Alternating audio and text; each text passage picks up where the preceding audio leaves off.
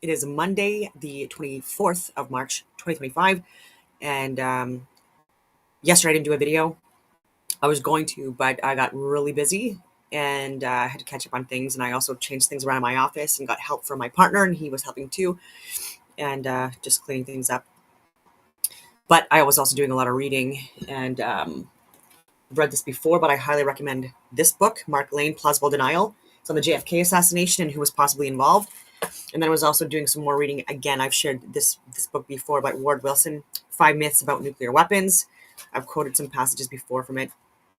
Anyway, and so wanted to catch up on reading, look more into the JFK files that were declassified. But again, these have already been scrubbed, and there's a lot of fabricated data in there from multiple different assets, and a lot of cover-ups and disinformation and propaganda campaigns that were happening even years afterwards, which also involved Canada, specifically also Vancouver, including organizations with religious entities involved in pushing pamphlets and propaganda regarding the JFK assassination, and music in Canada that again was lying, making it seem like it was just Lee Harvey Oswald as the sole person involved in the assassination, etc. So just like the fake moon landings and things like that Canada has been involved in covering up, also involved in covering up the JFK assassination.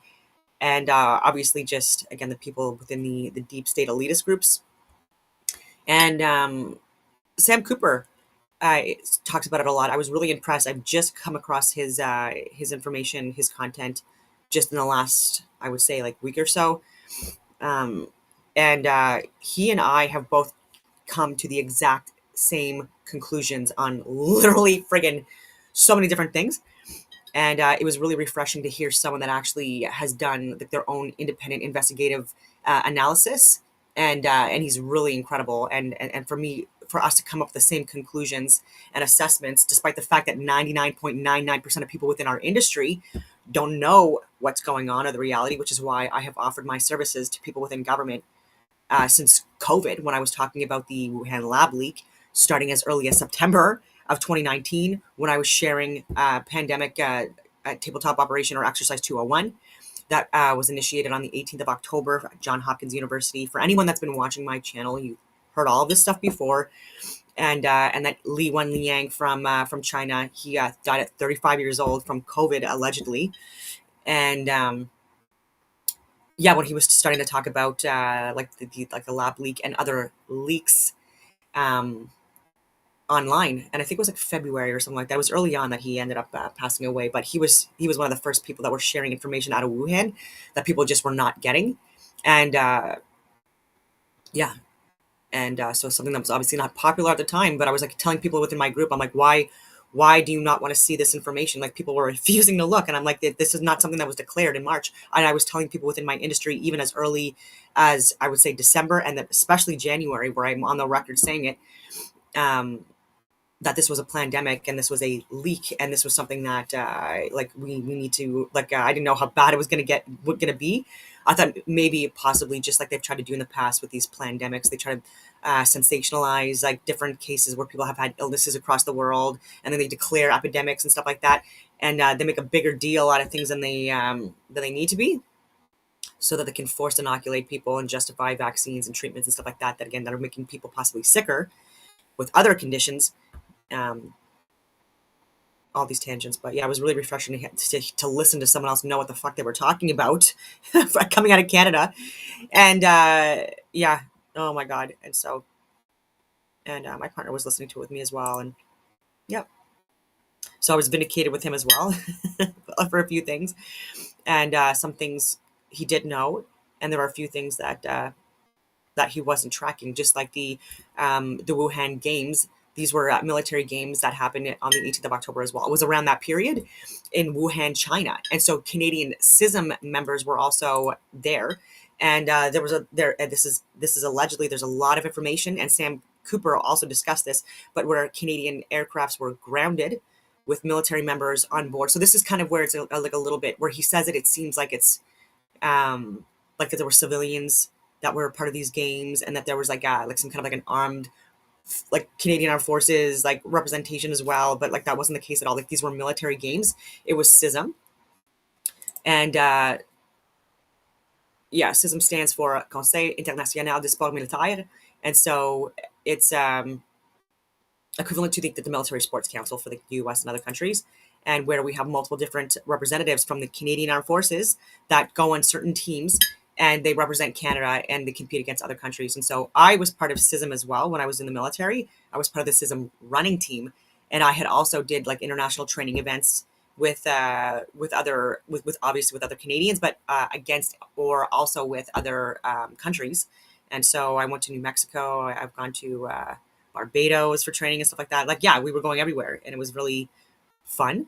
But yeah, so like, don't make it seem like it's something that it's not. and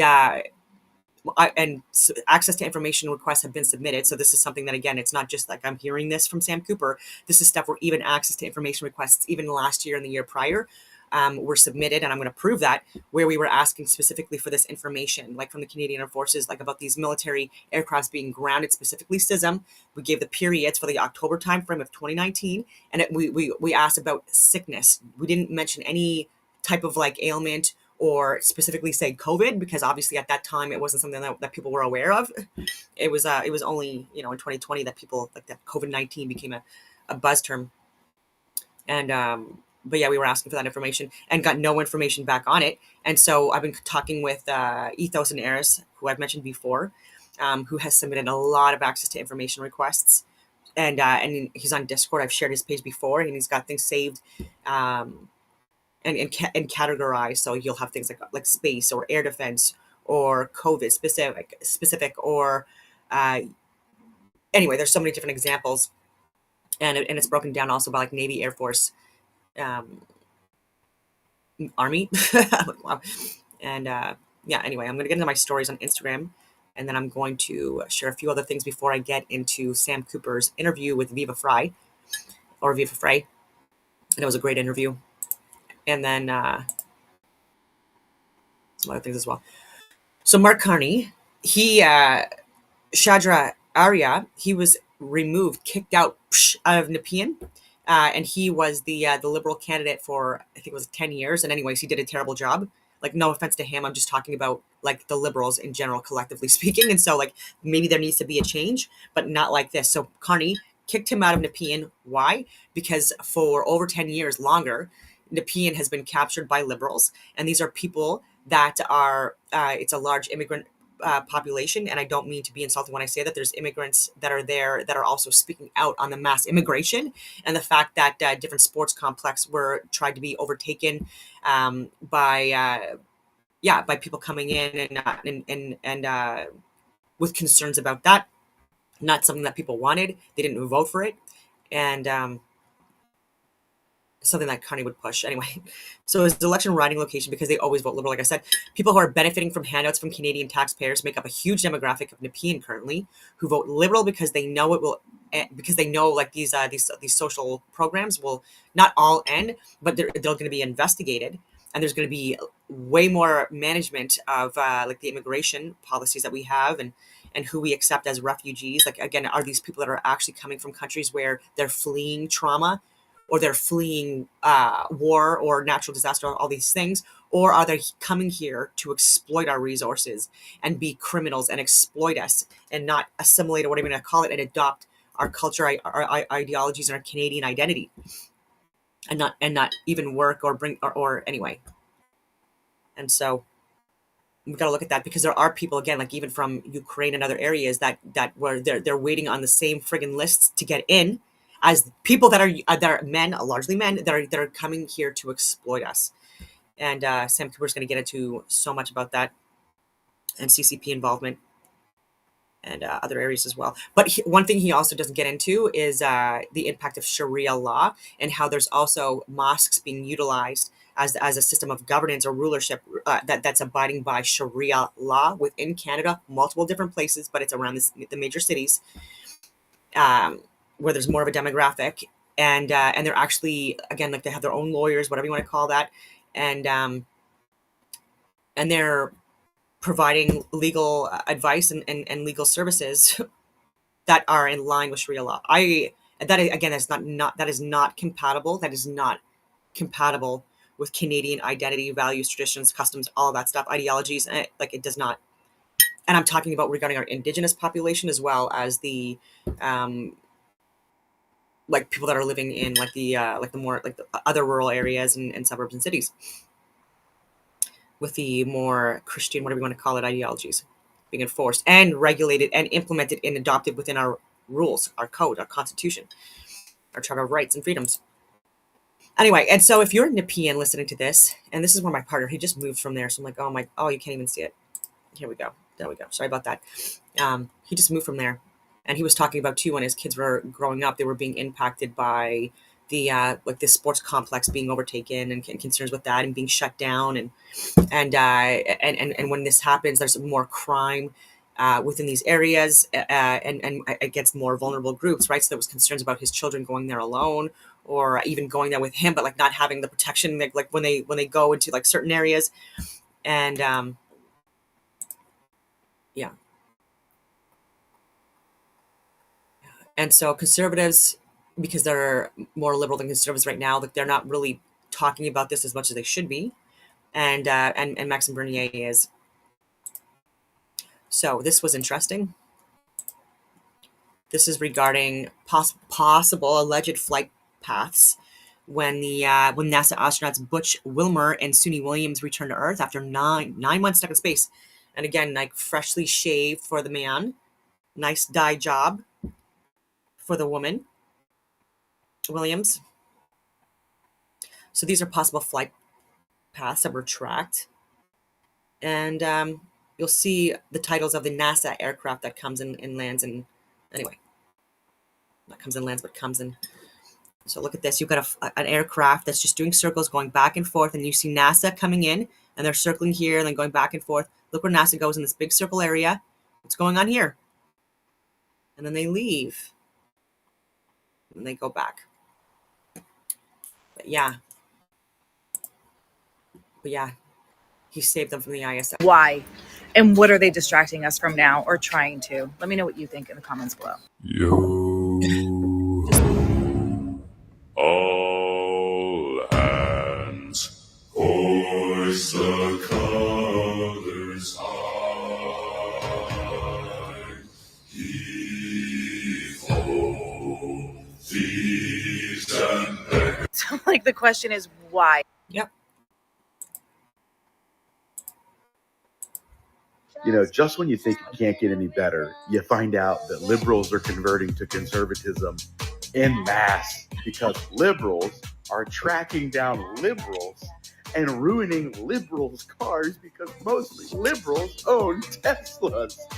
And they're going, oh my God, the left are freaking crazy. These guys are a cult and they're leaving. Thanks, guys. Welcome to the team. You know, just when you think it can't get any better, you Yep. Yeah, so this was an access to information request I was talking about because Sam Cooper was talking about this yesterday. I'm like, oh my God, do I have anything regarding that? Because we put so many access to information requests into the government regarding COVID and so many other things. And so this is 2019 Wuhan CISM World Games, reports of grounded aircraft due to sickness. This was requested over a year ago, and there's others but that have been requested as well because we keep on having to like further specify or ask for information related to these things. Because if you don't, then they're just not going to give it. They're not going to give anything on it, right? So request description for CFMWS, provide, and this is so medical, all email records of all grounded military airplanes coming back from 2019 Wuhan CISM World Games due to sickness from 2019 from the beginning of the month until, January 1st of 2020. And so it wasn't just reports from Canadian soldiers. There were also people from the military all over the world that were there representing their countries people were complaining about sicknesses. And there are people like even from Italy and other countries that have said that they believe that this was COVID. It's just not something that was known at the time, but they were sick and they were saying that the symptoms were very similar to what, if not exact, as to what the COVID-19 narrative was. And so these people were speaking out on it. And again, more proof would be interesting because again, like looking at the Wuhan lab leak in September of 2019 period, which also involved Winnipeg, Canada. Sam Cooper talks about that. I've shared that information. And where these criminals, these spy criminals, treasonous Teresa Tam's also on that list, by the way. Criminals, and they should be investigated, and they should be in jail. And people are like, oh, like Fauci, do you really think that, like him being in jail is going to change anything? Yeah. I don't care if he's 80 million years old. I've said this in past videos as well. This guy is a criminal. He's been a criminal for decades. He should have been in jail a long time ago. So if it's the rest of his miserable life, whether it be 30 days or 10 years, that should be in jail, away from the public. Not in a nice luxury friggin' like location like Ghislaine Maxwell or Nelson Mandela, where he's able to make phone calls and do faxes and friggin' basically living like a 4-star resort. Like, are you kidding me? No, jail, isolation. That sounds mean. You did it to people that I know personally, that were speaking the truth against your bullshit. That is now all coming out to be true. And so people are like me were, and Sam, we're not gonna stop, right? Obviously peaceful. And yeah, people have died yet again. It was unusual circumstances. Like a guy that was a really big proponent of ending lockdowns and mandates and forced inoculations and government control, like with connections to deep state elites, all of this stuff. He went to the Freedom Convoy. There was a 27-year-old boy that died suddenly in not vaccinated, but he died suddenly in Jamaica just recently. I think it was maybe the 18th of March, and he was just part of a major lawsuit to sue the government, Canadian government, and his lawyer had just I think it was just released or submitted the lawsuit, like all the documents and stuff like that, like part of his defense, within days of him mysteriously dying. So obviously investigations need to happen. I don't want to make any claims that I can't back up because it would be disrespectful to him and his family. But I hope that more investigations done, toxicology reports, all of that stuff to see what happened. And anyways, more from that. Adrian Alexander on social media, he's posted a lot about that. So take a look at his updates. He's talking to the best friend, the family, and others, and he's posted a lot on that. Yeah, so the residents of Nepean know me quite well, and that's because last year, not a single person, no major news outlet would cover a major story that was happening there. People were protesting in the hundreds because in Nepean, they had a sports complex. In that sports complex, they were going to build temporary structures for asylum seekers. They all voted against it. They tried fighting the city on it. They tried fighting Ottawa on it. No one came to their aid until I stepped in. I brought so much attention to that problem that other news outlets actually started covering it. And you see, people hated it so much, they were protesting so much to the point where they were actually placed under arrest. As you can see, no tents in Ottawa on his t-shirt. The government abandoned them despite them not wanting any of these asylum seekers being housed in these massive megastructures in their backyard. And this article covers it so perfectly well on how Ottawa mishandled the Tents for Newcomers scheme and lost everyone's trust. In fact, the opposition plan was never about rejecting the refugees, asylum seekers, or the homeless. It was about a deeply flawed process that prioritized political posturing over honest engagement with communities expected to bear the impact. And this is exactly what happened to me too. When residents asked for accountability, they were accused of spreading misinformation. And get this, when community leaders, business owners, and they all supported newcomers in the past, when they expressed concerns, they were painted as intolerant. These are the same people that were promoting and wanted and welcomed these newcomers.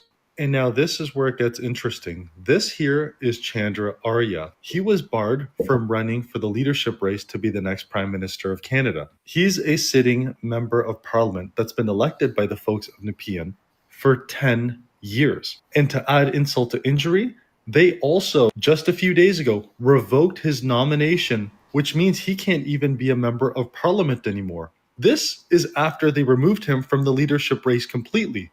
Take a wild guess why. Mark Carney is going to run in the Nepean riding.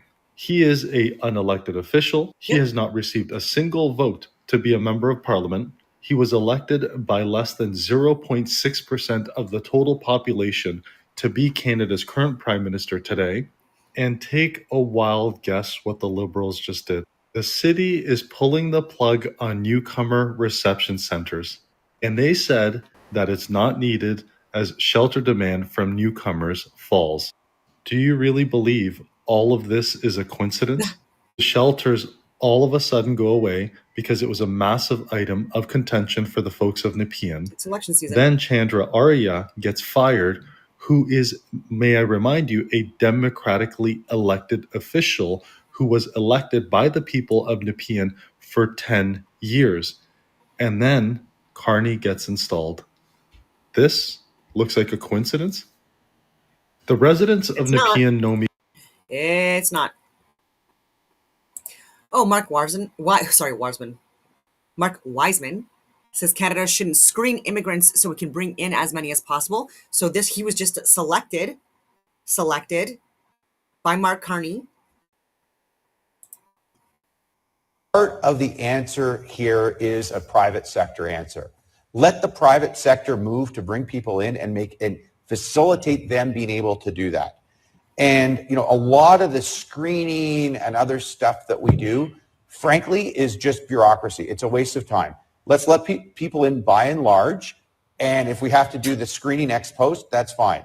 I can tell you, bad guys and bad women probably find their way into this country through means other than applying through permanent residency. Oh my God. Like, let's just face that, right? So we temporary foreign workers need to be screened better. People here on student visas, people that are remaining. There's 4 million people that within like very recently or very soon rather, they're going to expire, and a lot of people stay. And this is known, public knowledge. RCMP admits this, law enforcement, government, it is known. This guy is a danger to Canada. And he's also the one, Century Initiative, I've talked about that before, where he wants there to be 100 million Canadians by 2100 or whatever it is, but it's a mass surge, 100 million. We're at 40 million now in Canada, and there's already concerns with just like the mass immigration that has happened.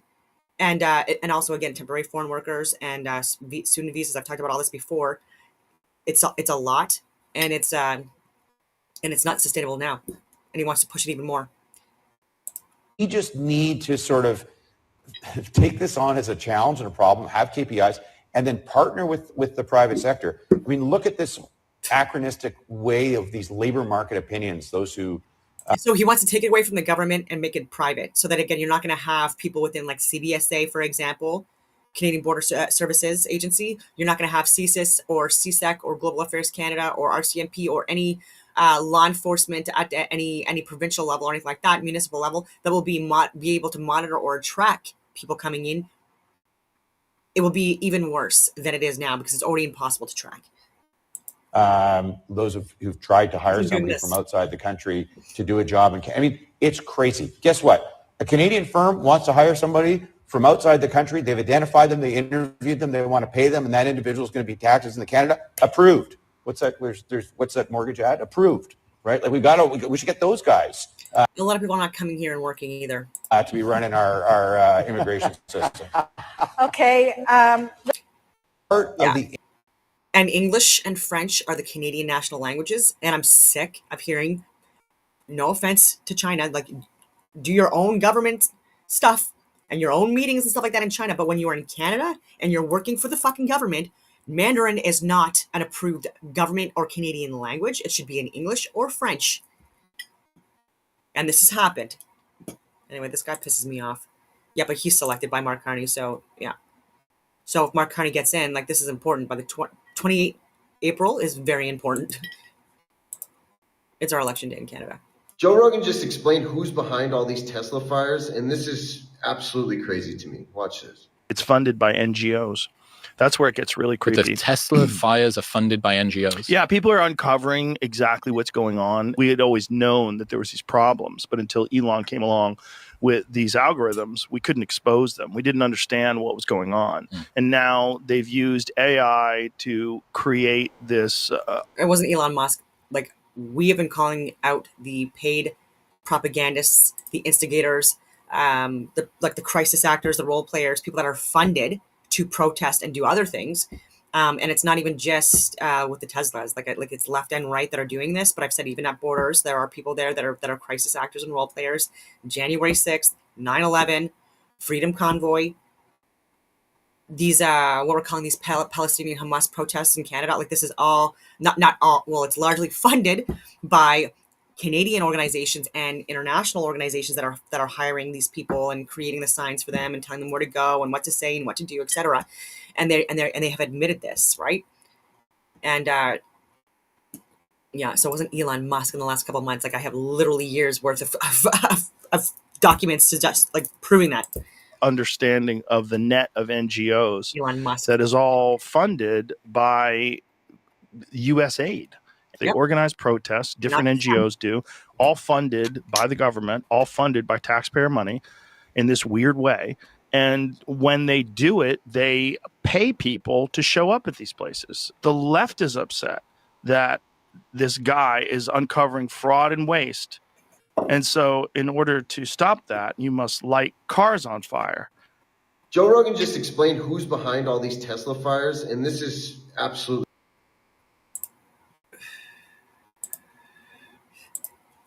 I was just minding my own business, looking at Google Earth, and this big snow-covered monstrosity is staring me in the face. I don't want to misrepresent Jaron. He's now switched back to Globe. I can't. Anyway, it is what it is. I don't understand why.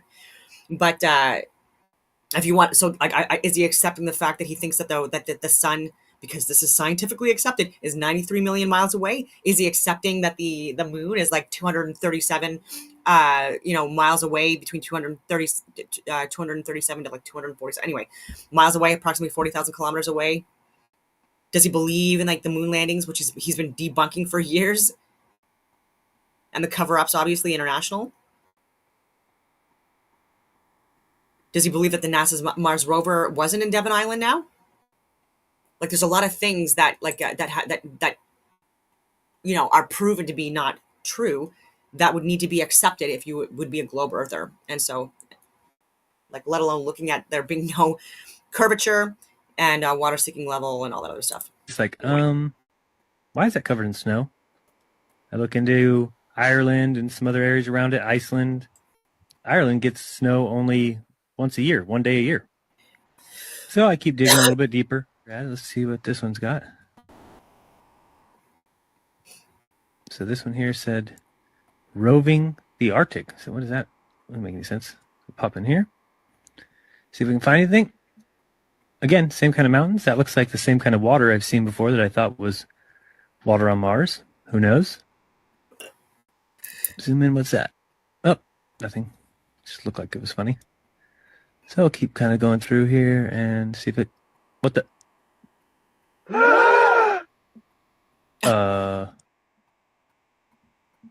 Yeah. So, I think I found out where Mars is, guys. It's just about 1,000 miles north of me. Not quite the distance that NASA says, but I can't find anybody who's in charge of this. They must be hiding behind these rocks. Oh, no, there they are out in front of everybody, just standing there. Lovely. Clown number 1, clown number 2, and clown number 3. Yeah, this is very empty here. Oh, there's one of those ATVs. All right, now we're on to something. Oh, I got another truck. Oh, yeah, it says NASA. What's that say? Mars Project. I was just minding my own business, looking at Google Earth, and this big snow-covered monstrosity is staring me in the face like, why is that covered in snow? I look into Ireland and some other areas around it, Iceland. Ireland gets snow only once a year, one day a year. So I keep digging a little bit deeper. Let's see what this one's got.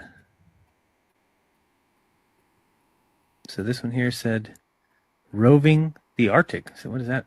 Doesn't make any sense. We'll pop in here. See if we can find anything.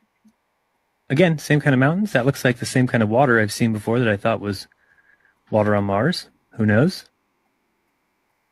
Zoom in. What's that? Oh, nothing. Just looked like it was funny. So I'll keep kind of going through here and see if it... What the...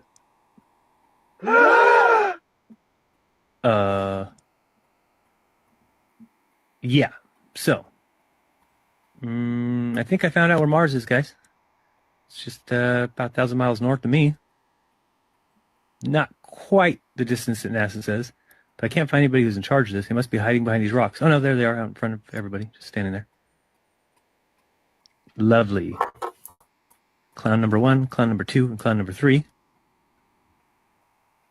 Yeah, this is very empty here. Oh, there's one of those ATVs.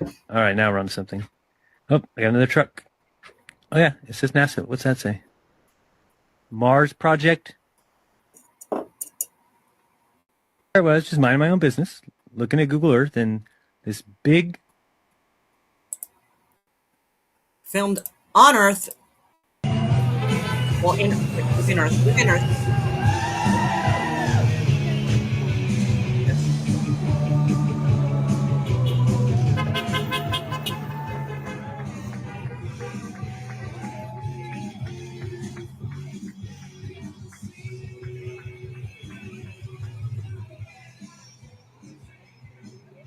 Yeah, so the Elon Musk Tesla protests are paid.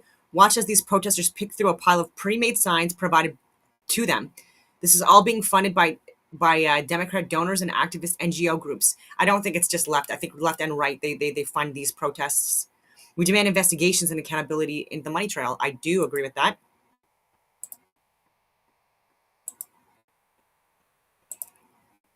Yeah, this Mario guy, like I've only learned about him as well recently. I can't believe it, but he's really freaking interesting. Give me 2 seconds. I'm going to blow your mind. So China has the greatest number of coal-fired power stations out of any country or any territory in the world. As of July, there was 1,161 operational coal power plants in China. But watch this. China's construction of these new plants just reached a 10-year high in 2024. Hang on, it gets better. This is how many coal power plants they've created in the last 10 years. In 2024, they created nearly 100. That's an average of 9 coal power plants built every single month in China. Hang on. Now this is where it gets interesting. This is the Canadian coal trade and what it looks like from 2005 to 2022. If you didn't know, Canada exported nearly 2/3 of its production on average over the past 10 years. Most of Canada's coal exports go to Asia. In fact, as you can see here, 27% goes to China of this type of coal. And of the other kind, 12% goes to China. And in fact, Canadian coal exports have been up nearly 10% year over year. And if you didn't know, to summarize it, Canada's largest export to China is coal. And to give some perspective, Asia switching to just 20% of its coal plants to Canadian liquefied natural gas would eliminate the equivalent of Canada's total emissions. Oh, I forgot to mention, take a wild guess which Canadian company Brookfield. is one of the biggest exporters of coal. Brookfield. Can someone please ask Mark Carney to make this make sense? So can you please remind me? Yep.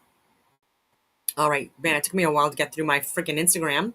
I'm almost done here with that stuff before I get in the video with Sam Cooper, because it's going to blow your friggin' mind. Before I do, is there anything else I want to share with you first?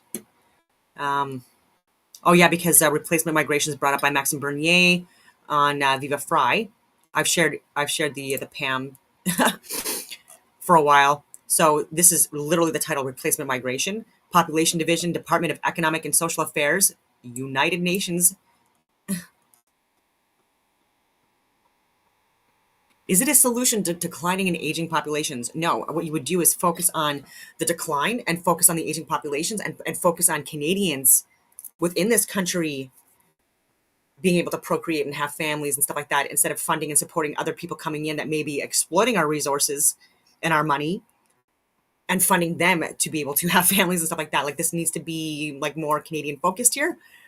And yeah, so read through this. It's terrifying. And people like Mark Carney are fully in support of it. And obviously, people like me, we are not. Wait there. Oh my goodness. So much more to look into. Like, he has lied to Canadians about so many things, even regarding Ukraine, psychological operations that the special forces were involved in, training Nazis within Ukraine, unfortunately. But yeah, aiding and abetting that and enabling that and supporting that and funding that, etc. And meeting with people that are corrupted. Not all people within the Ukrainian government are corrupted, obviously, but the ones that are in the places of significant influence are. And including Zelensky. And so, yeah, and we're still talking about funding proxy wars and stuff like that, where a lot of this money is not going where it needs to go, and a lot of it is lining the pockets of these elitists and the people that are supporting and enabling them, like Wayne Eyre. And I will share this before I get into the main event. And Sam Cooper, you need to watch this friggin' video podcast. But this was from Press for Truth, Dan Dix. This was posted a few days ago. Ontario police busted for using controversial Israeli spyware on Canadians. And so I'm going to share this at some point. I'm already really long into the video, but before I share it, if you want to look at it, take a look at this this video. It'll blow your friggin' mind if you're not already aware of this stuff.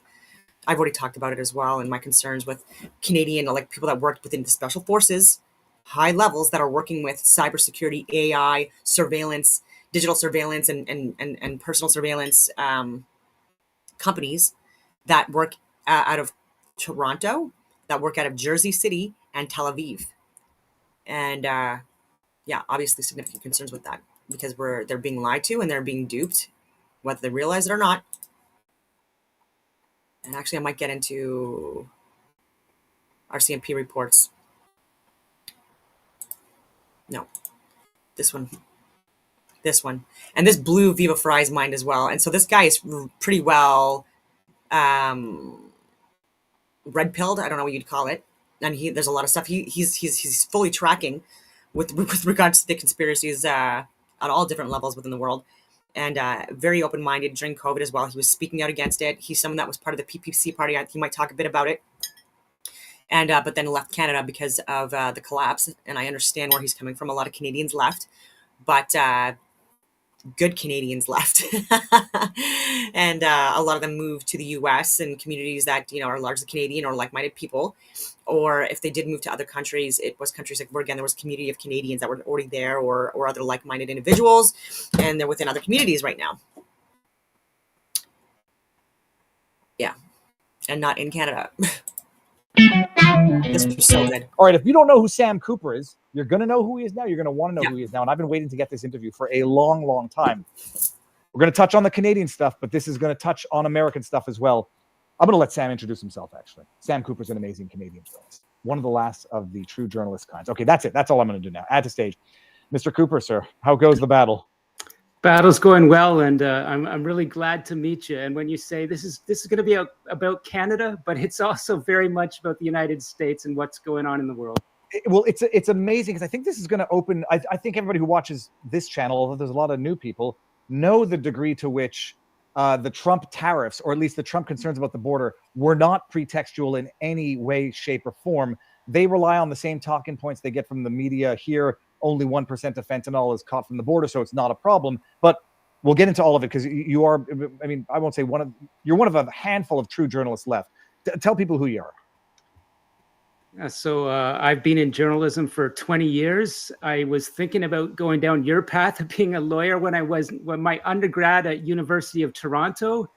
My family's been in Canada for a couple of generations. My parents went to U of T. Now my young son has just entered U of T. I did my history, philosophy, and English. I was going to be a lawyer. And then I just said, I didn't like what was going on in the OJ trial so much at that time. Why don't I try to be a writer? But I can bring in, the fact finding, the love of truth, the rigorous research, and try to find the biggest, craziest, interesting stories in the world. And, to jump to the chase, I was a young reporter in Vancouver when I finally got into it. I had my journalism degree, and I was really personally motivated because me and my family, making pretty good money. We're doing pretty well in Canada, but we're priced out of the city and it's just rocketing away. So I had to figure out why Vancouver's prices were like 10 to 12 times a family income. You remember the U.S. subprime crisis, how the American dream was stolen from a lot of people, through subprime, dirty loans, etc. I discovered, to jump to the chase, that Vancouver's housing prices were materially supported by offshore money laundering, narcotics funds pouring in from China and laundered through Canadian government casinos, Canadian real estate, to the point where this is a decade ago where I started this journey of understanding what's behind Vancouver and Toronto's real estate prices. Now I can say trillions, over $1 trillion has been laundered through Toronto and Vancouver real estate through what came to be known as the Vancouver. Ottawa and Montreal too. Yeah, I've called out the real estate companies and the banking systems. Vancouver model of Chinese transnational money laundering. And that was a phrase termed by a professor who started looking at my work at the Vancouver Sun. And so that's the quick intro. I'm a journalist that I think it's important to say I was motivated by why myself and young people, hardworking Canadians, tax-paying Canadians, were being priced out of cities. And I was at the start of a curve that I believe is now the driving issue in Canada for young people. They believe they'll never have a home, and they're right unless something deep changes. But so many places to go. I guess the last thing I would say is, look, I've always felt Canadians and Americans are two sides. We're brothers and sisters. There's a lot of tension going on now, but we can never really be separated. We're so close, and yet I do believe Canada, the government, has lost the plot. And the Washington, not just Donald Trump, but at a state level, they're deeply concerned that Canada, like the Caribbean, like Latin America, is being infiltrated by Chinese organized crime, Chinese state actors. And at the end of the day, it's an attack on America. Okay, it's wild, and you said a lot. I don't know if we want to start, present to parcel back, it out, or back to present. For anybody who doesn't know, Vancouver, we talked about it yesterday. Vancouver is. I don't mean to. It's going to sound terrible. Mandarin is the second language. The Chinese population in Vancouver. It's always been known. It's never been an issue in the sense that it's the way Vancouver developed. You say it's closest landing point in Canada to China, to Asia. It's always been the property prices in Vancouver have always been wild. It's only been, I'd say, more recent in Toronto, but explain that to us in terms of how, say, the Chinese money ended up owning so much real estate in Vancouver, and and that interplay with the government, whichever government was in charge at that time. Yeah, so I will break this down a little bit more slowly. I moved to Vancouver in 2003. At this point, prices were already probably about $1 million per home on average. And Vancouver, the family income is down at like 60 to 70,000 at that time. This is not like San Francisco, New York, Boston, an American city with like really strong financial economy, right? Vancouver, it's a really beautiful looking place, but I discovered to break it down very simply, from the late 80s and 90s, major funds start flowing in from Hong Kong and China. These are, really Hong Kong tycoons bought up the city. And, people didn't have a big problem with that. No one was digging too deep into the real nature of that money. But I discovered through years of work that these Hong Kong tycoons are the very same people that are just getting the boot out of Panama now through the State Department saying, and Donald Trump saying, we can't have Chinese businessmen that we know are working for Beijing, and we know, whether they say this or not, Marco Rubio, we know are working or are organized crime. They can't control that choke point of Panama, if God forbid a war happens. So this is what was happening in Vancouver from the late 80s. A man named Li Ka-shing, again, hold on. Key to Panama, bought up 20% of Vancouver, and it goes from there. His name is Ka-shing. I mean, I'm not even making fun of the. You gotta reverse it. So last name first, Li, Li, Ka-shing. But Ka-ching, he makes a lot of Ka-ching. This is the richest guy in Asia. But the key thing here is that my work showed he's rich partly because he's working for the Chinese Communist Party, and the allegations in documents. I know I'm talking to a lawyer here. Western intelligence. There's no secret. You can find it in congressional hearings from the U.S. military. Mr. Li Ka-shing, who, by the way, again, 20% of Vancouver, he buys it up to develop in late 80s. He is connected to Chinese military and allegedly what are called triads of Hong Kong. So that's one of the most powerful transnational crime organizations. let me just jump up to the Motherfucking Hong future. Kong. I went from the 80s, 90s, 2010s. By then, by 2010, I had determined that about 30% of every real estate dollar spent in Vancouver is coming through what's called underground banking. And so this is how people get their money out of China, essentially by going to Chinatown, anywhere in the world, and Vancouver's got a huge one, taking out a loan and a cash loan and laundering it through casinos and real estate. The trick here is this is drug cash. And there are these underground banks around the world. But that's the Vancouver story that I just dove right into until no one else understood this better than myself. I guess fundamental question: why the initial investment in real estate in Canada? Is it to get money out of China into foreign lands where they can, I don't know, either launder it, or is it a long-term military objective to infiltrate and take over Canada as of the 80s, or is this just criminal money trying to get it out of China so that they can dispose of it in foreign countries? That's a lawyer's mind question, and there's two things going on. Canada's FinCEN, it's called FinTrack, says this is a symbiotic trade. In China, the communist firewall, you're only supposed to take out $50,000 per year. That's their capital control. But as you know, corruption is completely endemic in China. To get to the top, you're taking bribes, you're working through organized crime. And so to get around that, if you're ultra wealthy in China and you want to get some money into Vancouver, Boston, Las Vegas, Los Angeles, again, you make a deal with a gangster in the city where you want to land. Let's focus on Vancouver. You say, I want to get $1 million out. I can't take it from my bank in China. I'm going to show up outside a casino in Vancouver. You're going to give me, $1 million in cash, and I can launder it through that Canadian government casino because the government doesn't care. They're in on it. I gamble that money. I get a check out of there, or I get my cash back in nice, bank rolls. I can put my down payment on my condo. They also don't do due diligence in Canada for the real estate.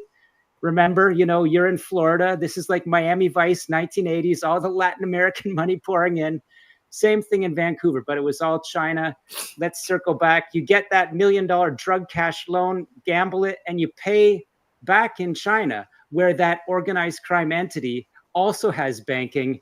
And this jumps into, once you pay back, it pays for the fentanyl precursors. More fentanyl comes into North America. They collect the cash, repeat the cycle.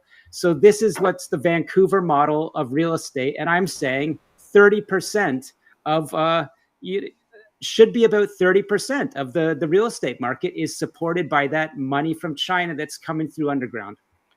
Holy, is it commercial, residential, or a mix of both? It's a mix of both. So remember, I'm talking about Hong Kong tycoons buying up lands in the 1980s. They're developing condo towers, and they are, they got rich by being involved in organized crime, point blank. This gets back to your first question. Is it just a way to get money out of China, or is it a strategic way to get a foothold in Canada? Look, Western intelligence believes that this is a strategic play. This is why China has these police stations planted in North America. They're going to keep their eye on you if you get your money out, and they're going to do something to you and send you back to China unless you are working for Beijing. So it's absolutely, I'm going on what I believe and what people told me, maybe 5 years ago, and I still couldn't believe them. I'm talking about law enforcement intelligence. They said, this isn't just money laundering. This is Chinese Communist Party military strategy. They want to get a foothold in your cities. So that answers your question. Two things going on. Yeah, well, I mean, it's an amazing, and I guess Chinese Communist Party expansion. Who the heck are they going to work with other than actual gang criminals and it's a win-win for both criminal activity and for Chinese Communist Party expansion. Absolutely. Like in terms, I don't know what the rules were in the 80s and 90s. Now, I presume there's a little bit of verification as to where the funds are coming from. In terms of foreign nationals or even foreigners buying up real estate in the 80s and 90s, was there any regulation on it whatsoever, or minimal? It was just pure Wild West in Vancouver in the 1980s and 90s. It was my work. It took until 2017 when I broke the story of the Vancouver model.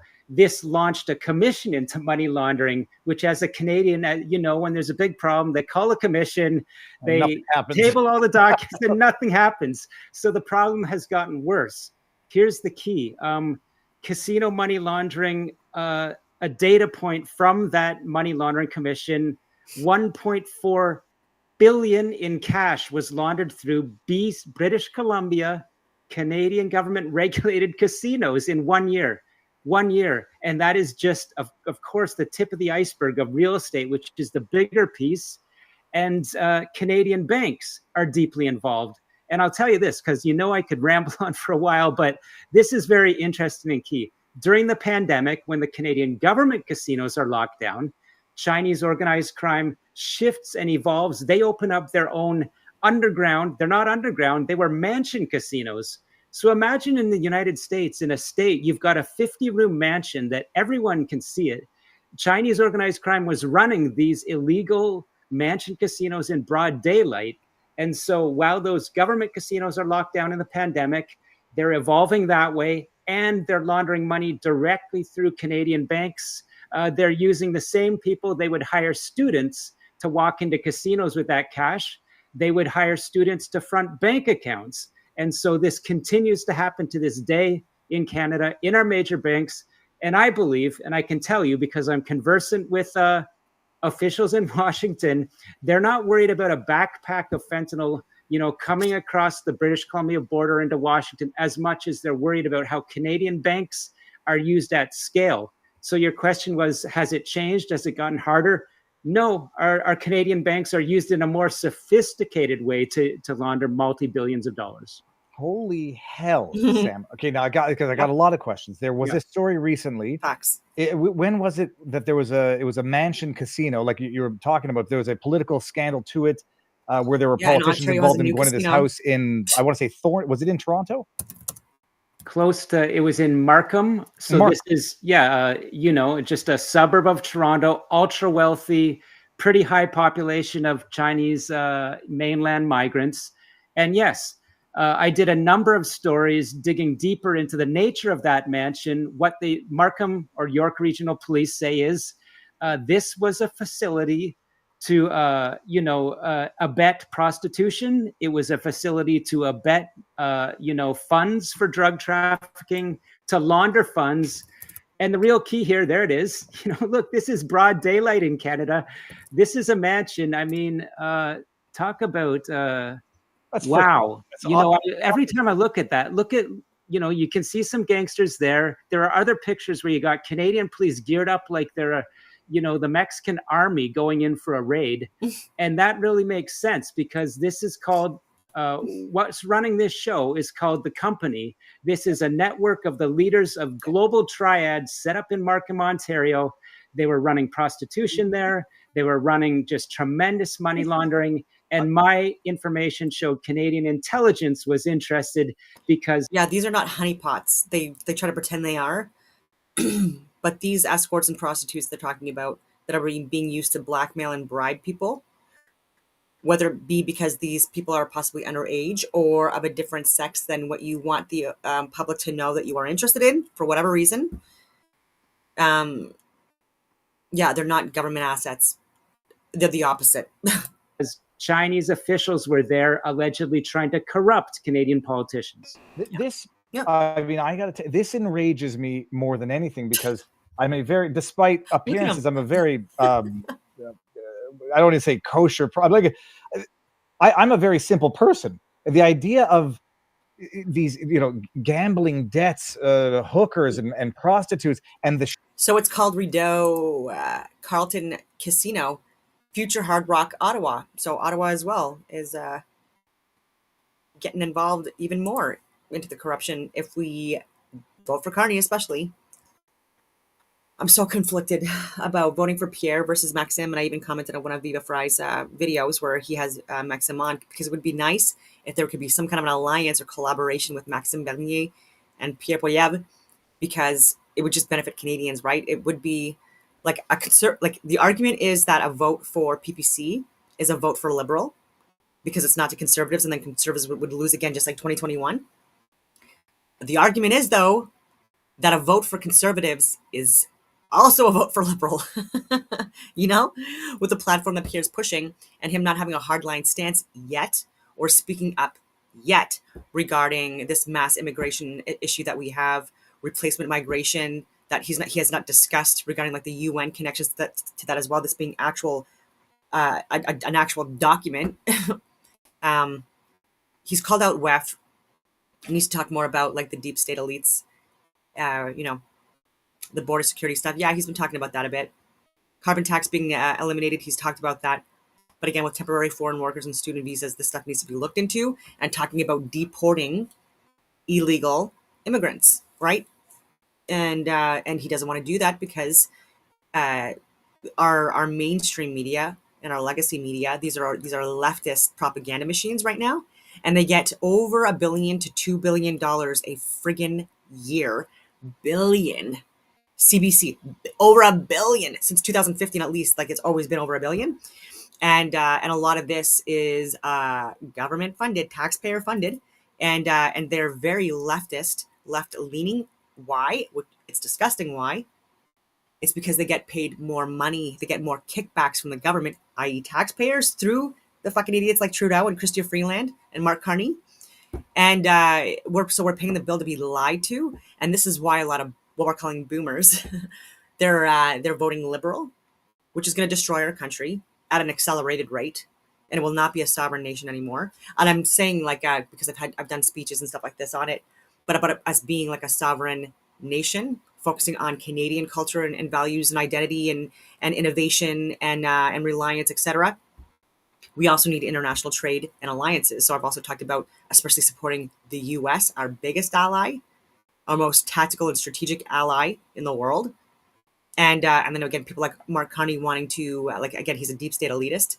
He's beholden to his shareholders and stockholders, whatever you want to call them, and his friends, and does not care about the societal impact on these measures and policies that he's put in place regarding woke DEI agendas, climate agendas. This is all bullshit, and then paying mainstream media, which is completely biased, to lie and make it seem like this is like for our best interest. It's like such a friggin' joke.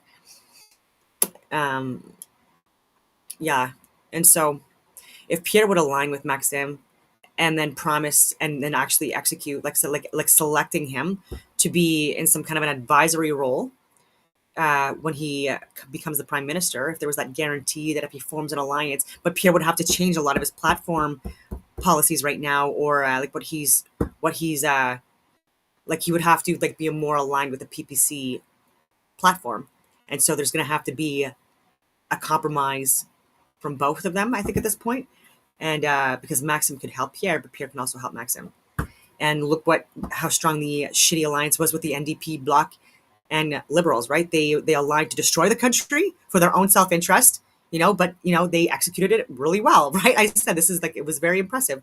And then the lawyers that they hired also as part of like the liberal cabinet, like Marco Manicino and Melanie Joly, come from the same company in Toronto, lawyer firm. And I've said that these people are friggin' criminals. And our law enforcement and legal system, justice system, whatever you want to call it, unfortunately, people that should be investigating them are cowards. And saying that, honestly, is not comfortable, because I obviously support the government. And like I have friends that I talk to on a regular basis that are in all levels of government, including a lot of law enforcement types. And Helen Bruce is Ottawa Police Services. She's been working there for over like 23 years now, and she's incredible. And like she would be someone like the future Prime Minister of Canada would be someone like her. And yeah, and so I have a lot of time, and that's why people like that are calling out the corruption legally, peacefully, and in the courts, like they anyway, it's just very interesting. It's an uphill battle. And she was suspended and charged like the first weekend of the Freedom Convoy. Not a conspiracy theorist at all. She's someone that was providing facts and data and financials and medical, scientific, and government data, just like I was sharing.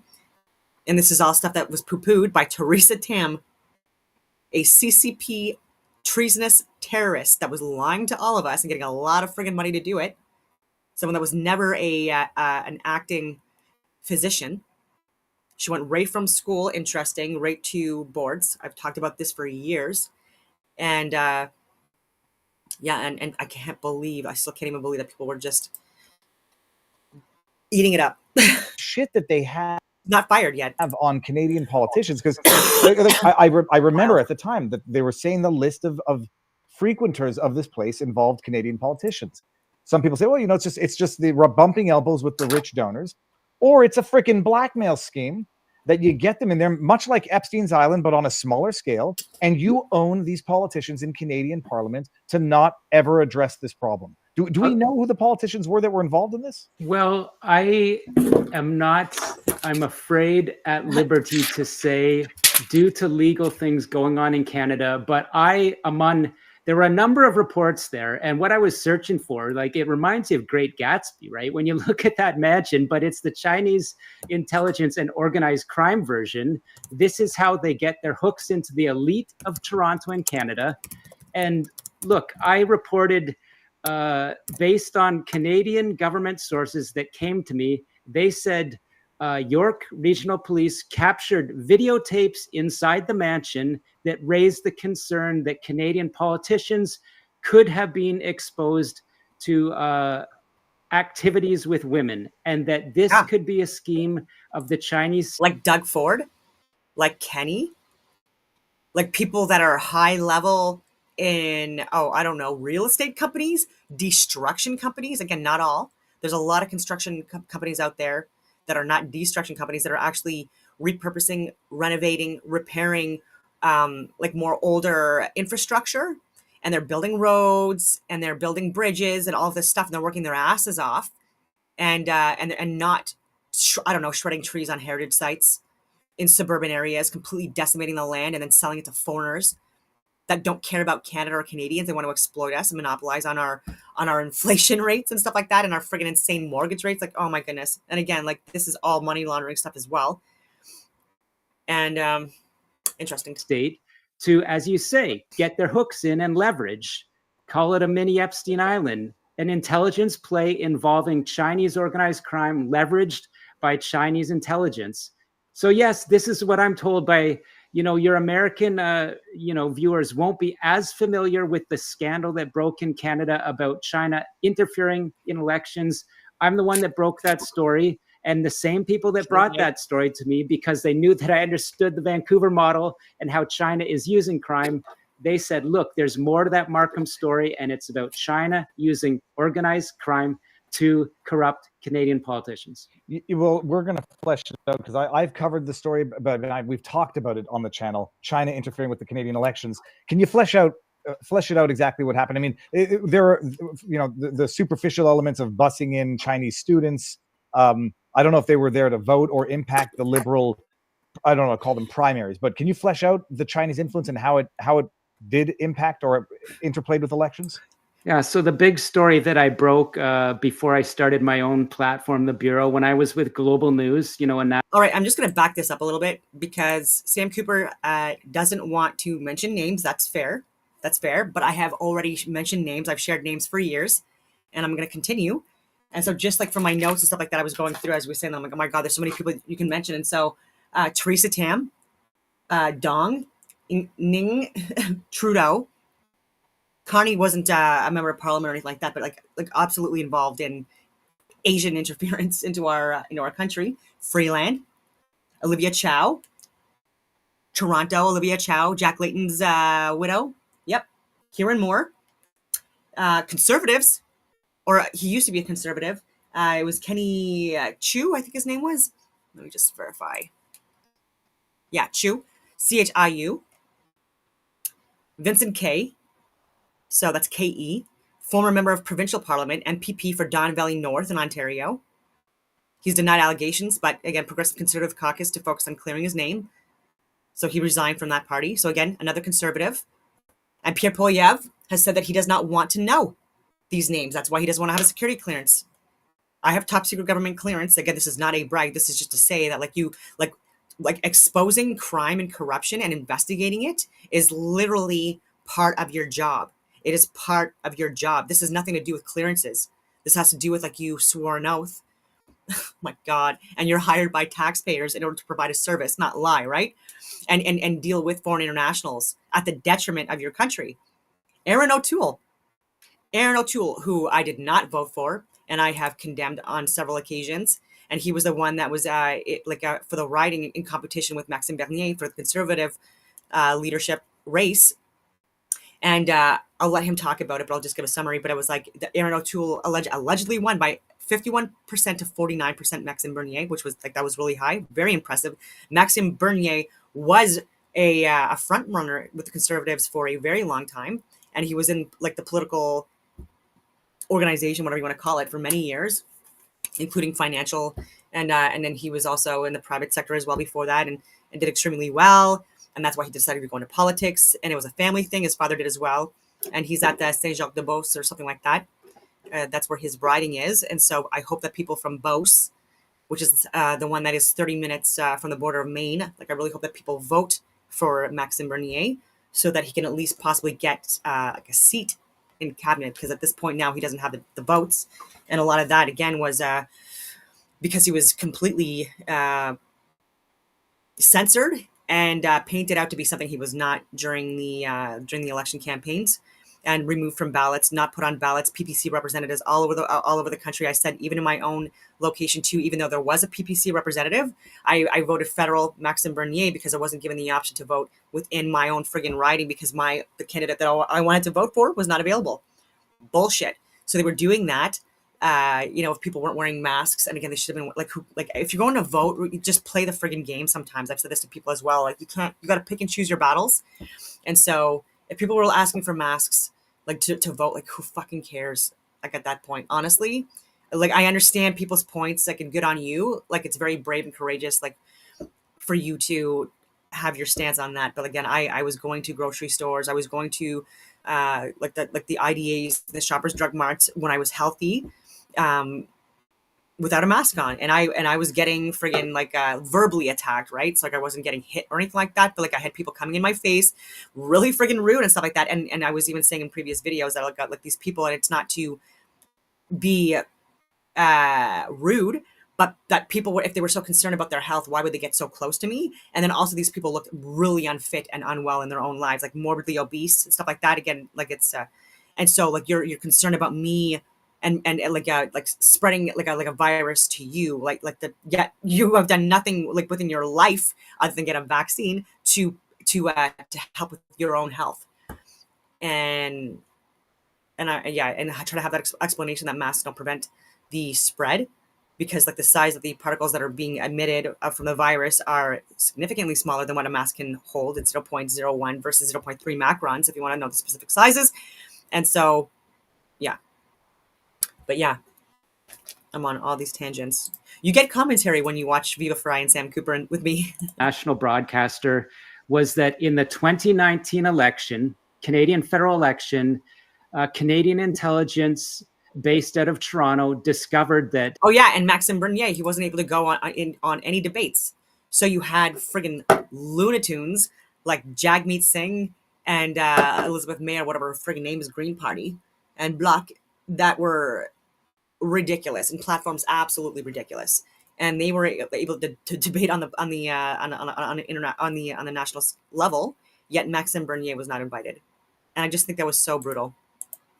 China's corruption networks, which are called the United Front Work Department, working through the Chinese consulate, leveraging local so-called diaspora community leaders together with Canadian political candidates and their staff, were involved in a clandestine election interference ring.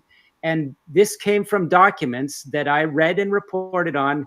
11 federal election candidates in 2019, just in the Toronto area, were alleged to be either, working knowingly with Beijing. You talked about buses and students going in to support a certain candidate.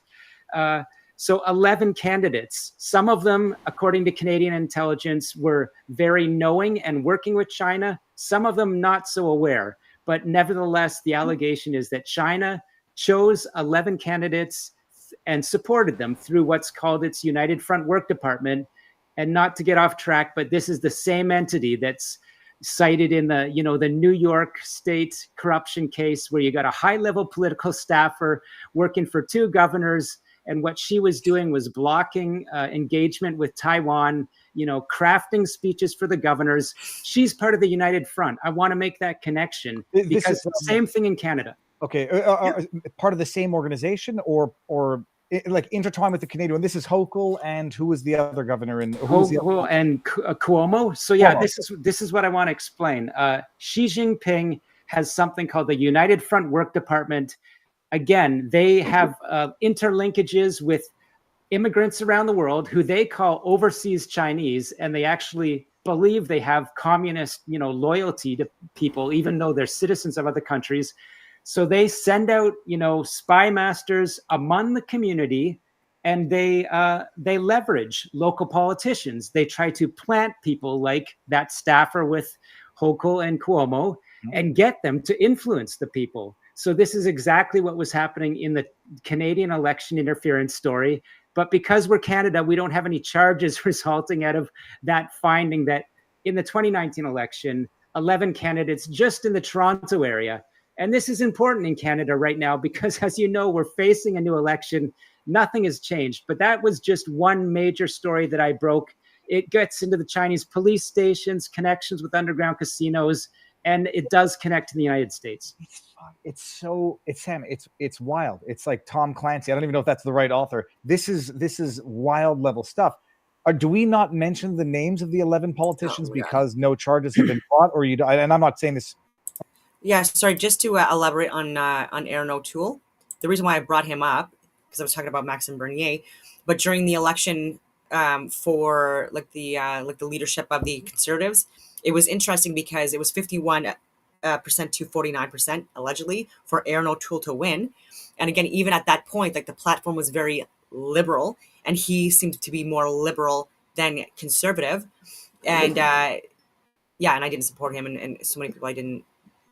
But they burned the ballots, and there was 10,000 missing ballots or votes, and then they allegedly found them, and they were like, oh, it's all for Aaron O'Toole, which was like very suspicious as well. And so within days, burning the ballots, like so that there was no proof or no possibility of a recount or further investigation. Like again, this is ridiculous. This is election tampering. Even within the Conservative Party, this happens, right?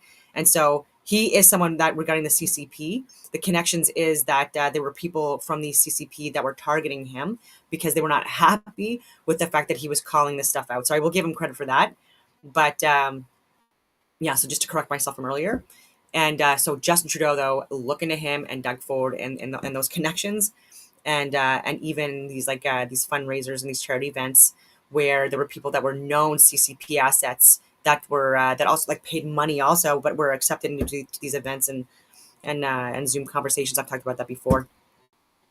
But and then Maxime Bernier, another point that he was bringing up, that is that out of Canada, like we have a really low birth rate for Canadians, like natural born Canadians, whatever you want to call it, and very low. It's like 0.3%, and so. So what that means is that, and I might be explaining this improperly, so my apologies for that, but look at Maxime Bernier's podcast with Viva Frei. But 97% of births within Canada are now from people that are foreign born. Okay, so only 3% of births within Canada are from Canadians that were born here. And that's alarming, right? So this replacement migration that we're talking about, and then also like surging more immigrants into Canada that don't align with our identity, with our ideologies, with our with the religion that we have put within the foundations of our legal frameworks and how to rule over society, with the 10 Commandments I'm talking about being like in the Charter of Rights and Freedoms, basically, and within our rulership. And so like there are religions that are just not compatible, and are able to lie, cheat, and steal and murder in order to impose or enforce what they believe to be the superior religion than the Christian religion. There are there are religions that are very compatible with Christian religions. A lot of indigenous cultures are very compatible, which is why we've gotten along for the last few hundred years.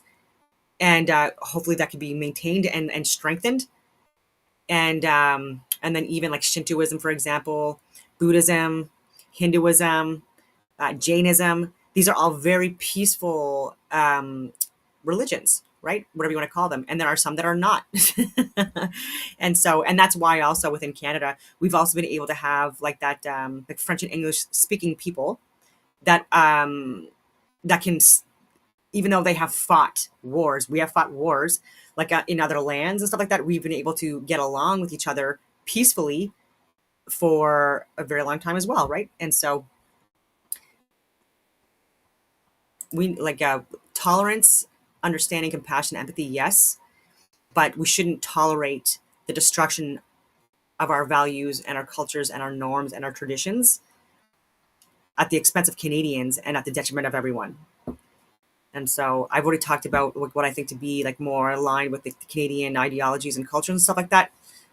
And yeah, it's stuff that like I'm not. It's getting further and further removed from societies. So like I was talking about the log cabins and the sugar camps and playing hockey or ice skating and going to like log cabins or rinks, and so many people there, and it just being a good time and having fires and good food and like celebrating like, you know, more traditionally Christian religions with like just like subtle variations, you know, like Christmas Eve celebrations, opening a present on Christmas Eve and the rest in the morning, all of that stuff. Celebrating, you know, New Year's celebrations, Easter, Thanksgiving, Canada Day.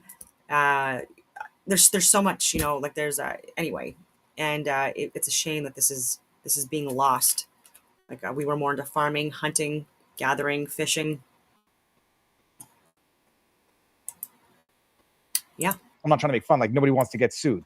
Is there a reason why we don't know their names or why? Well, personally, reporting for the national news media, and I heard you in an intro talk about legal sort of niceties in saying various things. I was subject of, let me count them. I named a number of politicians, and that resulted in, and by the way, all facts essentially supported in a following government inquiry, which, while whitewashing the deeper issues, affirmed the facts that I reported. But the thing here is that politicians were named, those politicians sued. And as you know, Canada is a sort of a weaker freedom of speech and freedom of media expression jurisdiction.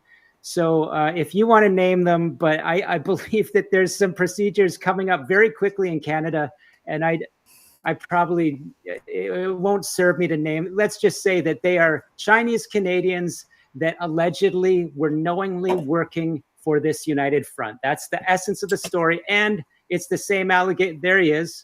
Well, this is New York Times, so go after the New York Times. Canadian lawmaker testifies Chinese students were bussed in to elect him. Han Dong, I remember that name. A member of parliament who is accused of benefiting from the Chinese government's help testified at a public hearing on foreign interference. I mean, he benefits from it, and then he becomes the witness to try to root out the corruption, even though... So this is the story that I broke. Mr. Don strongly denies the allegations that he was aware that Chinese proxies allegedly bussed in Chinese international students into a Toronto riding in 2019 to support him in the nomination or primary, if you want to call it, you know, to make him the candidate to run an election. And the key thing here is that Canadian intelligence says you don't have to fix an election in Canada. You just have to pick a riding that you believe is going to vote, you know, Democratic or Republican for Americans, conservative or liberal Canada. So you pick the one that you know your party is going to win, and then you get a nominee in there. And if you support them, and if they're dirty, they're going to be working for China. That's the theory. That's the allegation. Was the accusation that the buses were brought in during the Liberal race for the candidate or during the federal election itself? During the Liberal race, this candidate won the nomination. And as far as I understand, my last word was there was still an Elections Canada investigation ongoing into events around that riding.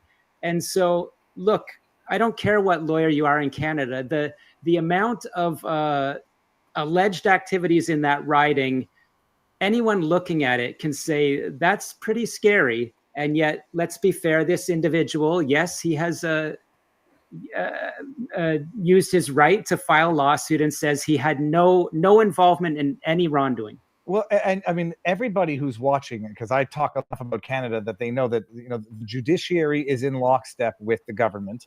It seems that the police or the authorities are to some extent in lockstep with the government. So you get a powerful political individual suing an independent. Oh, I don't know if you're independent, but I don't mean like that. Suing a journalist. Where you could flip that coin and know which side it's going to land on every time because both sides are the same. Han Dong, so he was running. He get among other liberals, and I presume was he the only Chinese liberal running, or were there others that they're just hedging their bets as to who wins? In that riding, there were a couple of people of Chinese Canadians, and whether more comes out of that elections Canada investigation, there were a few candidates because it's a riding, very heavily populated by Hong Kong and more recently, much more mainland China immigrants. And look, I've reported, not talking about specific politicians, but I've reported on documents that literally say, Canadian intelligence overheard Chinese consulate officials saying that Chinese immigrants are very easy to influence for Beijing. And therefore, Beijing believes election to election, it likes its chances more in Canada because it's getting, as the population of migration goes up, Beijing thinks it can influence those people. And at the end of the day, they want to protect the regime in Beijing. That's what Canadian intelligence believes. I'm not, people can call me a xenophobe if they want, but born in Shanghai, moves to Canada, 20% of Canadian MPs are born outside of Canada or are not born Canadian citizens. And you wonder how and why this happens. Bring it back a little bit to the connection to the Panama Canal and what Trump is doing there, because I think people don't understand Trump is not an idiot. He knows more than most people when he makes certain decisions or makes certain statements, and he makes very few mistakes on purpose. By accident, I should say. So I made a note. Let me get into Panama, but what you said, I got a little story to share because you just triggered me a little bit. Look, we all know by now that all Western intelligence says that the lab in Wuhan was the originator of the pandemic that killed millions. And we still don't have justice on that. It hasn't been proven in court, but MI6, CIA, FBI. Look, I was told by one of these people that helped me break stories when President Trump said, if you remember, he knows it came out of Wuhan. He can't tell you why. He can't say anymore. This takes me back to around 2020. I was talking to a Canadian intelligence official for a reason, and they said, Trump's not wrong. He's correct. And we know it in Canada too. So it was very difficult for me to live through the pandemic knowing that. And, this is the nature of my work. I know some things just because I develop a lot of knowledge. People in government know that I understand, so they'll share something. To your point, yeah, Trump, I think he's muddying the waters in terms of, trade, security. But at the end of the day, it is correct that China and the US are getting very close to war, so much closer than most people know. I've traveled to Taiwan at the invitation of their government. I know how close war is. Trump is worried about Panama, again, because China uses people like Mr. Li Ka-shing, who has about 40 ports around the world. But as the US military, people can go into congressional hearings and say, from a former general or admiral saying, Li Ka-shing is a front for Chinese military intelligence. It's not exactly him owning those ports in Panama, but he is working with the Beijing state in a very complex way. So Trump, Rubio, whoever you want to say, the CIA, FBI, the US military, they're concerned that when we go kinetic in a war, China will blockade or have control of that choke point. Yep. And West Coast, the same story I'm arguing. Yep. In the west coast of Canada too, especially dangerous because of our the geographic location of China, closer to Vancouver than to Ottawa. And they already control a lot of the seaports on Canadian land. Mexico, people look at cartels. Not very many people know that Chinese organized crime, perhaps, predominant to the cartels in terms of, being the financiers and providing the fentanyl precursors, et cetera, et cetera. So the US government is very concerned about Chinese influence in Mexico. They're concerned in Canada as well, which is hard for people to understand. And I think that gets to the sort of the whole fentanyl, the tariffs. What I'm telling you is it's really about Canadian banks, Canadian politicians, Canadian real estate. The US government is concerned about Panama like it's concerned about Canada. You make me terrified right now because Yeah. it makes a lot of sense where discussion about Greenland never existed before a couple of months ago and never existed before Trump won the election. Discussion about the Panama Canal and the control of it or the problems of it never existed until now. And people are saying, it's to secure trade routes, maybe.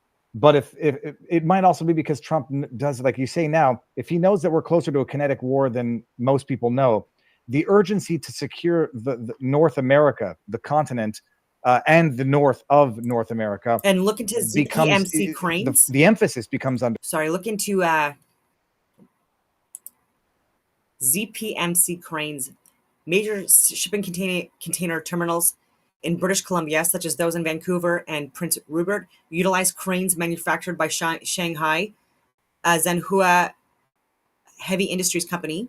In the United States, these cranes have come under scrutiny due to discovery of undisclosed communication components, including cellular modems, leading to cybersecurity investigations. Yeah, so it talks about the Panama Canal as well.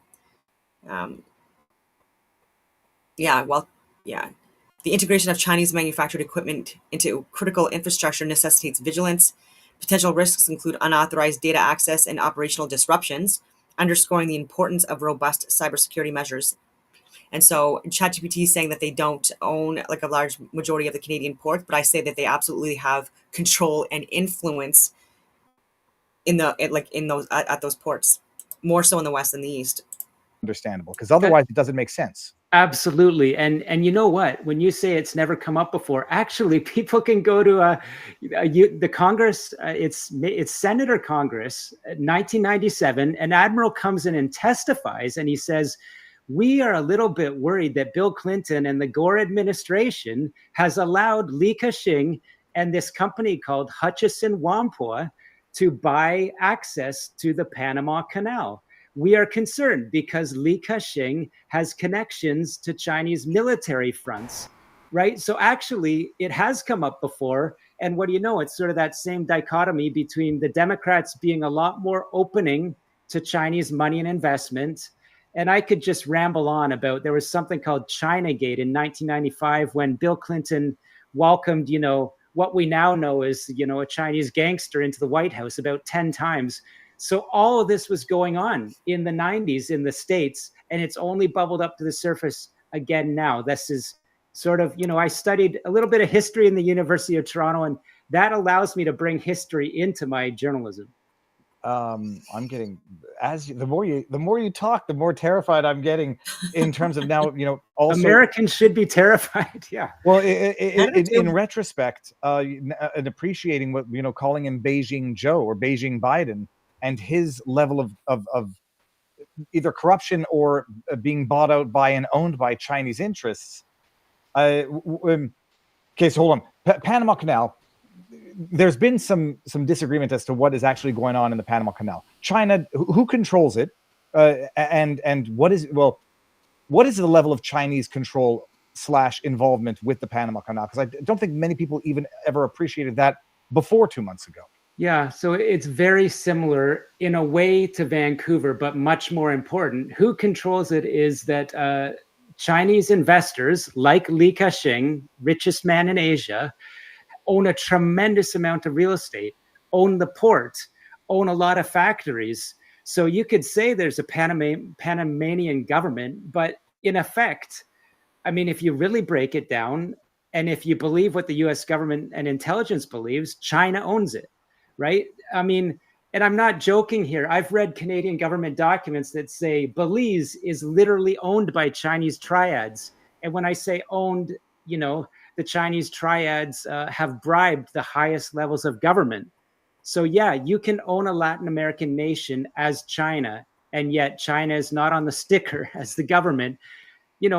That's pretty, we could get deeper, but it's simply about, what is called, they call them Belt and Road deals, where China makes infrastructure investments in sort of poorer nations And by owning ports or extending 99-year loans, they get significant control of critical infrastructure. So that's what's going on in Panama. Okay, that's interesting, and it explains. You're familiar with Michael Yon? Yes. Okay, and because there's two people that I respect. His position on this was I think more in line with what you're describing, and different from another individual who I also very much respect and appreciate. Indirect tacit ownership or control over what was given to Panama, though through America. Okay. So let me yeah, let me put a fine point. They call them proxies. So again, this is the same thing going on in Canadian cities, going on in the Chinese police station story. You got a local businessman of extreme wealth, a Chinese immigrant, and Chinese intelligence finds a way to make them work for Beijing. Proxy ownership. And it is I'm a total buffoon. It's a series of canals. It's not an open waterway. And the ownership, I mean, I presume the fact that it's a series of locks makes the Chinese ownership over land more effective? Well, I mean, Panama, of course, owns it on paper, but the U.S. government concern is if Li Ka-shing, this Hong Kong multi-billionaire, owns the port, then if Xi Jinping, the Chinese president, tells him to shut it down and the U.S. wants to send merchant marine or something through, effectively China has control. And, I've made the kind of military connection. It's not a stretch at all because, look, Taiwan, they've just put out an intelligence report in the past 2 months that says China uses organized crime in Taiwan to establish like a shadow sort of military force within the society. So if a war happens, China will use organized crime in other nations, especially ones like Taiwan. Holy hell. Okay. Now, bringing it back up to the north and bringing it back up to Canada, the Chinese police stations, which were reported on, denied by legacy media to some extent. The purpose of these police stations, these are effectively to blackmail, extort, surveil Chinese Canadians or Chinese people who are in Canada, or even Chinese Canadian-born Chinese who have family back in China, in order to coerce behavior in Canada by threatening family abroad? Absolutely. This is like really in my wheelhouse. So I'll tell you this. You showed that picture of that Great Gatsby mansion in Markham. Look, my proven intelligence sources say the Chinese police station story in Toronto can be connected very clearly to that casino mansion. That is, people with interest in the mansion are the same so-called wealthy local Chinese businessmen that are involved allegedly in running the Chinese police stations. And so how that works is, you've got a wealthy guy that owns a grocery store in Markham. That grocery store can be turned into an unofficial Chinese embassy, literally. And so you got a Chinese intelligence official will travel in, talk to the local gangster, say, we want to yank this guy in that's criticizing Xi Jinping on Facebook, or, is raising a ruckus about what's happening with the Uyghurs in Xinjiang. You can pull him into your grocery store, let him know that we're interested in questioning him. And so that's a way for the Chinese police state to operate on Canadian soil. And, as it's happening in New York State, exactly the same way. A lot of it involves migrants from the province called Fujian, which is, just a very gang-infested Chinese southern coastal area, which interestingly is right across from Taiwan. I'll tell you one more example here in the police station file. Montreal, they had one of these so-called police stations, and I kid you not, it was a community service center supposedly for giving, services to Chinese migrants to help them adjust to Canadian society. They were getting Canadian government funding to do this, and this was one of the alleged Chinese police stations. So they're gathering, identity data from Canadian citizens, but really they are Chinese police. So it's just an incredible intelligence operation, right? They're on Canadian soil, getting money from Canada to quote unquote provide services, but they're really gaining intelligence from those people they want to monitor. why? I mean, it's going to be the stupid question. Why isn't the government doing anything about it? Is it lack of means? Is it already adequate in infiltration? Is it fear? Is it a combination of all three? Like, this should be relatively easy to remedy. This is quite clearly an issue of national security. It's quite clearly a known problem, a documented problem. Why has nothing been done at the government level?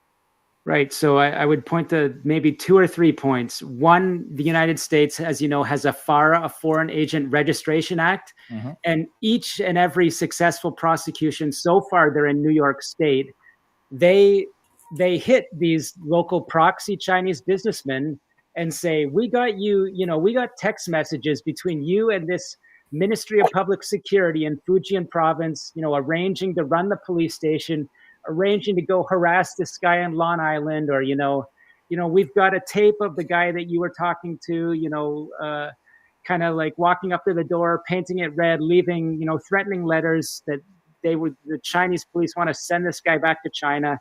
Look, the United States can prosecute him by saying, you were working for China because we got your text messages. You're saying you're doing it.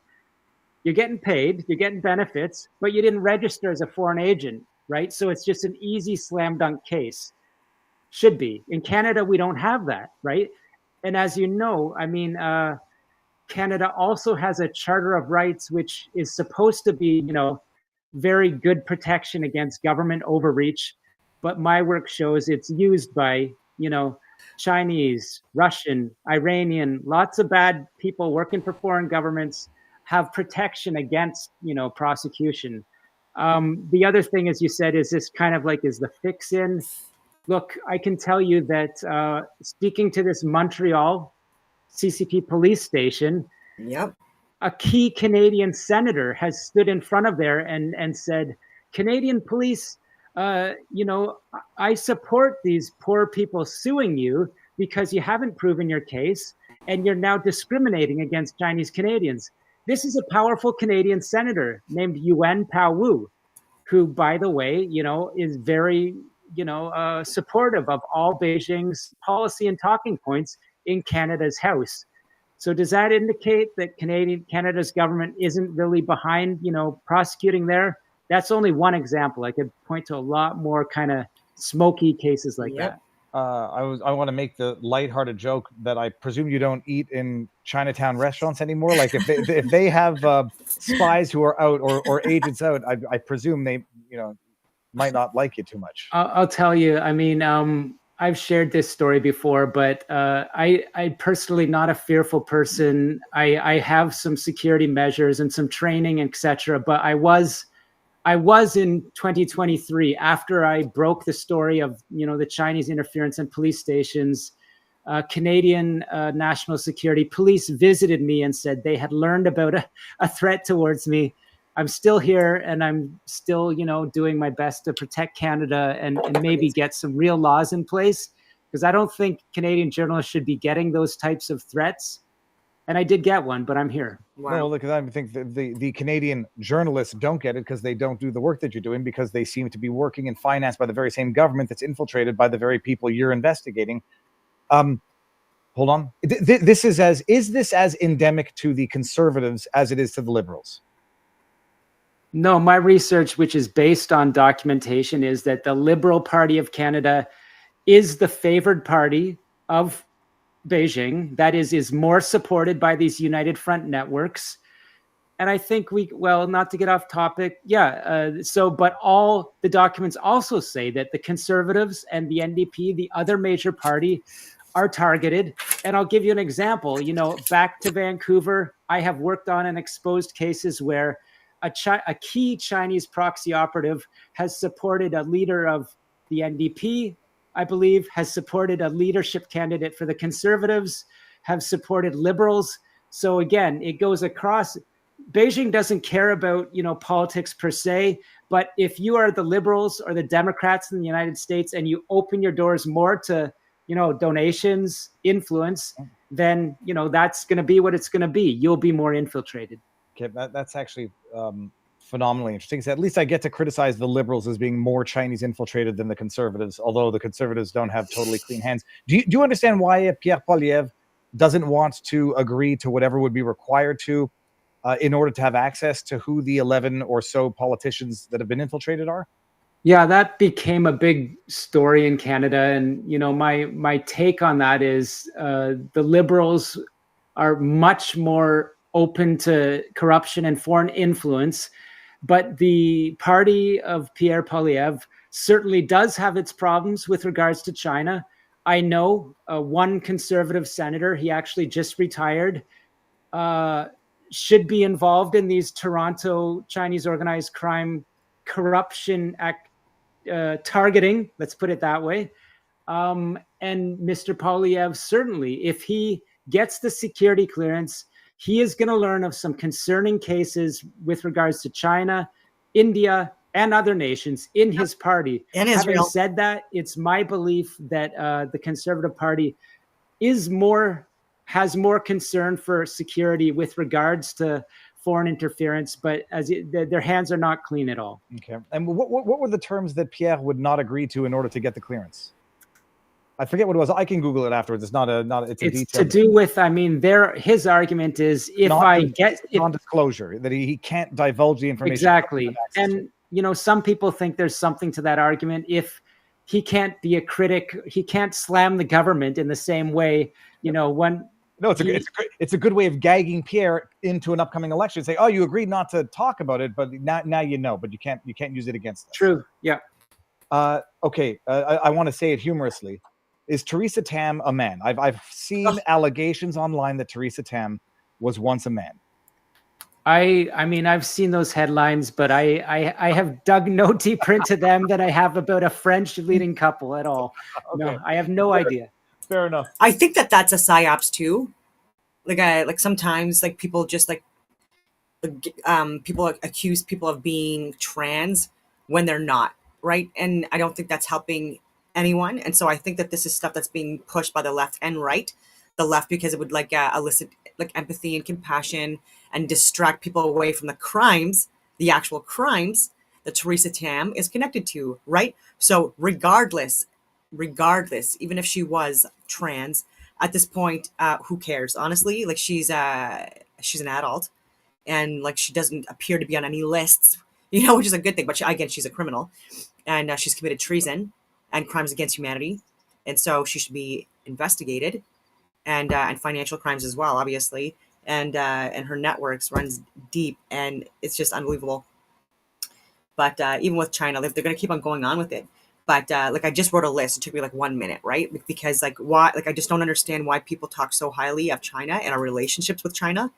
Justin Trudeau admiring China, and I keep on saying that there's a lot of corruption, and so they're one of the major pollution contributors in the world, and slavery, the Uyghurs, but there's also sex trafficking, drug trafficking, weapons trafficking, international population control, right? So there was even a period where they had it where women were only allowed to have one child, which caused a friggin' mess of their country, and they're going to go through a decline. And I also think that this was intentional because the population hoax, the fact that people believe that there's 8 or 9 billion people in the world, I believe that to be untrue. I think it's likely that it's at least less than 4 billion in the world. And I think that people talk about population being high and overpopulation being an issue and stuff like that because these are the people that are profiting not only from the agendas and the foundations and the philanthropical organizations that they're pushing, they're getting money from this, but also when you claim there's more people in countries, you can do election tampering much more effectively. You can move money or social welfare assistance to people that don't even exist, right? At really high rates, right? So I'm saying at least I think we are under half of what they're claiming the population of the world to be. And we need to look into this. And I've shared countless videos on this. So have people like Eric Dubé and countless others. Look into that. Do it for yourself. Calculate the total amount of people within the top 300 countries of the world to include the outskirts. And it gives it's 1.53 billion people. So if we want to account for people in more rural areas where again it's the least populated in the world, we're claiming, okay, maybe that can account for another billion people at the most. So again, we're just giving credence to the fact that there's absolutely way less of a population in the world. And again, it's to fear monger and create division and an illusion of scarcity, all of this stuff, and control by these elitist groups that Mark Carney is a part of. And so there's that. Yeah, I've talked about the trafficking tariffs. So look at the tariffs they've imposed on Canada. Why? Executing Canadians, Canadian Chinese dual citizens, and we're not even able to get a list of people that are on death row, Canadian Chinese nationals, whatever you want to call them. And what the fuck? And there's been no pressure, because the people that are within government right now, including Justin Trudeau, are connected to these friggin' cartels or these corrupted organizations, whatever you want to call them. And so they don't want to lose that money stream, right? They don't want to have where the relations would be cut. Okay. And so that's why even with that Huawei, whatever you want to call it, woman, they allowed her to just leave, even though the US was investigating her. Oh my God, people. Political prisoners for over 4 years, the Michaels, were held in China, not able to see their friends or family or work or, you know, have a sense of purpose or not, like there was no pressure. This was not mentioned at all in any form of like mainstream media outlet. Like it was just disgusting. And the families were desperate. It was just so sad. Yeah. Spies and honeypots confirmed in Canada and the US in relations with people in cabinet and Senate, etc. Like it's just ridiculous. And I've been warning people about this stuff for years. But egos, right? Oh yeah, this 20-year-old smoking hot friggin' woman here, yeah, like she totally loves me and interested in me, and yeah, so I'm just gonna give her so many just different like deep state secrets. It works.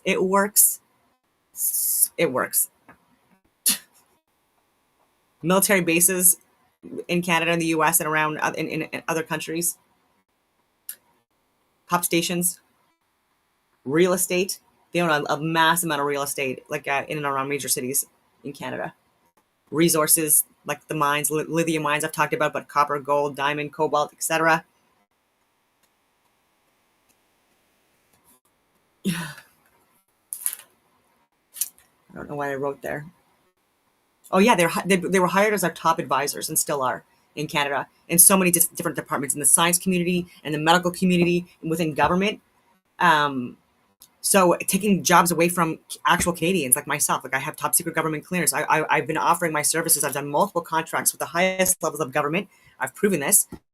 And yeah, but these people were taking jobs away from people like me.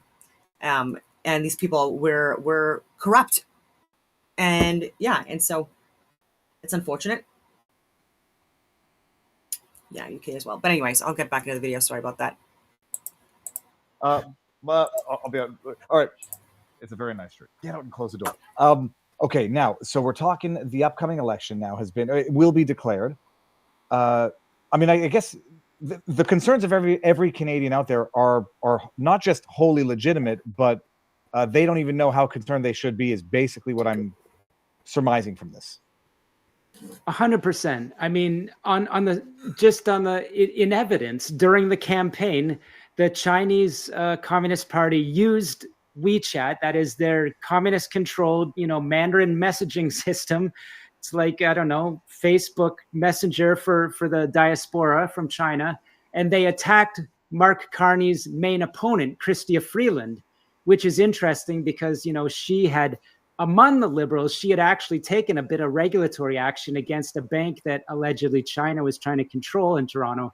So very clearly, Mark Carney is the favorite of Beijing, much like Justin Trudeau was the favorite of Beijing. And I've done a dive on the Bureau about how Carney, running Brookfield, has some major investments in Chinese commercial real estate in Shanghai with a Hong Kong tycoon. And if you're following what I've been saying about Hong Kong tycoons and their connections to Beijing, I mean, that should raise some big question marks for Canadian voters and probably in Washington too. Now that you mention it, when we know, at least, we got out of some Pierre Poilievre, Mark Carney back and forth a while back, he's admitted that, they're invested in pipelines in nations that or countries that don't have the same regulations that we have, developing nations. Are to what extent are those pipelines or those resources in foreign countries themselves Chinese owned, into which Brookfield Assets Management is investing in the foreign country that's not China, but which has China exploited resources in those countries? That a brilliant question. So I know because I've reported on it. Mark Carney, through a global net zero initiative, is involved himself in a Brazil infrastructure play with a Chinese communist-controlled sort of international bank. So that's not Brookfield per se, but that's Mark Carney, being involved in Brazil with the Chinese Communist Party-controlled development bank. So that sort of thing within Brookfield, I'm certain that, because I've seen Brookfield is involved in Chinese supposedly, green infrastructure initiatives. I believe in Latin America, and that comes back to the sort of Panama thing, right? If Brookfield and Mark Carney are deeply into infrastructure with Beijing money in Latin America, again, if I'm Washington, I'm concerned about that. Sam, I just put 2 and 2 together and connected the dots. This just blew my mind. I've been saying for the last while that the boycott, the 100% tariff on Tesla, only benefits China. Not knowing what you know, but just being mildly suspicious, because everything that they're doing right now in terms of fighting the Trump tariffs only benefits China. Everything that they're doing in terms of energy crippling policy in Canada only benefits China. And this all makes the most depressing amount of sense conceivable. In terms of, if China is behind green policy, and if we want to use the military playbook, that they would want to limit other countries that do have, carbon-powered fuel, or, if they want to limit Elon Musk in what he's doing and leverage him, yeah, those are all from the military playbook. And I don't even consider it green energy, because I do not consider the EV batteries to be greener than gas. But the argument is, in terms of getting the rare earth minerals, it's if you don't develop it within North America and you cripple the American companies, it's only going to benefit China in every respect. Oh, okay, that's Let me add one to you. Being Canadian, how much control, for jurisdiction the Indigenous people have in the rare earths areas. Yeah. They own the land. Yeah. They own the land. And even with casinos, like, why are we not allowing them to get money off of like operating casinos like they have in the past? That must sound freaking racist. It's just like it gives more money. And if they were able to do collaboration with pipelines and with other natural resources where it's mutually beneficial to all Canadians, then it's a win-win, right? Like, why are we allowing China and other countries? So it's not just China, to be clear, Israel as well. There's like in like India as well. Like it's not just them. And China, of course, is deeply involved in. But I want to break it up a little bit. I don't know if this is annoying to people, but I'm just going to share what ChatGPT said about Brookfield, because I served in the military as a infantry officer for 15 years. And then I got out, incorporated, I got my top secret government clearance again, and started working with like Global Affairs Canada, like the military, including the Special Forces, CSIS, CSEC, CBSA, law enforcement, wildlife preservation officers, you name it. Anyway, so, now it's freezing on me a little bit. There we go. I might have to refresh, because Brookfield with the military, they're the ones that we have big contracts with, and funded through them for relocation services, things like that. China Gate.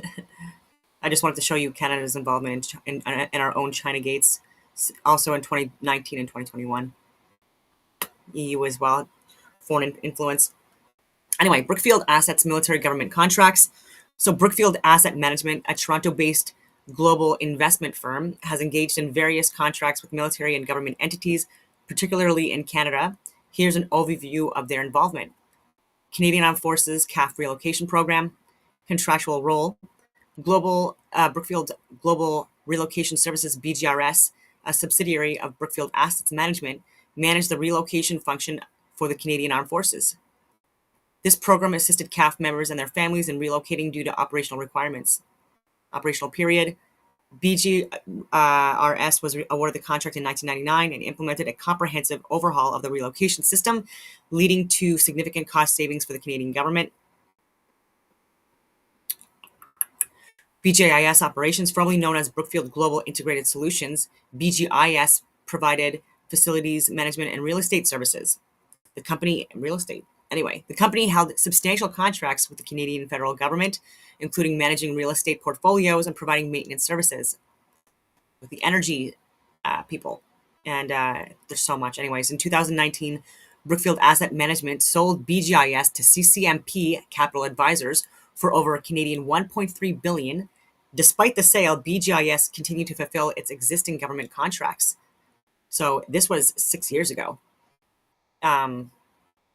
And Brookfield obviously got bigger since then. Government contracts overview. And so we're still funding this, by the way, but it's now an American company firm that owns that contract. So government contracts overview, financial engagement between 2017 and 2022. The government of Canada allocated approximately 16.3 million to contracts with Brookfield Asset Management. These contracts encompassed various services, including care and maintenance of contaminated sites and provision of equipment. Contract details.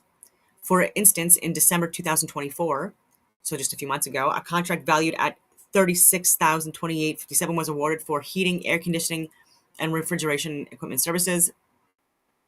It's so much more than that, but weapon-free investments, certain Brookfield investment funds, such as the Brookfield Global Renewables and Sustainable Infrastructure Fund, climate bullshit, have been evaluated for their exposure to military weapons. This particular fund received an A grade for having no investment in military weapons, indicating a commitment to weapons-free portfolios. I'm going to ask about how much money, but CCMP Capital Advisors, I just wanted to share who they are. CCMP Capital Advisors LP is an American private equity firm specializing in leveraged buyout and growth capital transactions across various industries. So origins, established 1984, Chemical Venture Partners. Chemical Bank with Chase Manhattan Bank in 1996 merge. JP Morgan & Co. in 2000. The firm underwent name changes to Chase Capital Partners and JP Morgan Partners. Interesting. 2006, the investment professionals of JP Morgan Partners is separated from JP Morgan Chase, forming CCMP Capital Advisors. CCMP Capital concentrates on middle market companies with the consumer, industrial, healthcare, and energy sectors. The firm has invested approximately $12 billion in leveraged buyout and growth capital transactions since inception. Anyway. By July 2024, CCMP Growth successfully closed its latest fund, exceeding the targeted $500 million in aggregate capital commitments. Oh, Cabela's. Yeah, I like Cabela's. Sorry, I'm really close to the screen while I'm reading. I don't even know if you saw that. Anyway, I'm going to do more digging into Brookfield and BGRS or BGIS, whatever they're calling it. And this American firm probably has a better chance of getting those minerals than Canada, funds, because Canada is so broken in terms of governance. But certainly every play that's going on in global energy, China is making a levered, effort to try to control resources in other lands. It explains absolutely everything, and it's amazing that you actually have Canadian politicians in their fight against America, and they're cloaking themselves in the Canadian flag, are fighting literally for China. The fentanyl business, because this was actually what we should have, what got us talking in the first place. Explain the Chinese connection to the fentanyl production in Canada. I've been saying for a while, it's not my thought and it's not my original thought, but I think it's the correct analysis. It is chemical warfare against the fighting age population of America in particular. If it were China trying to poison, which they've been doing in record numbers, the fighting age generation of America, explain what their connection is to the fentanyl production, fentanyl crisis in America, but in Canada in particular.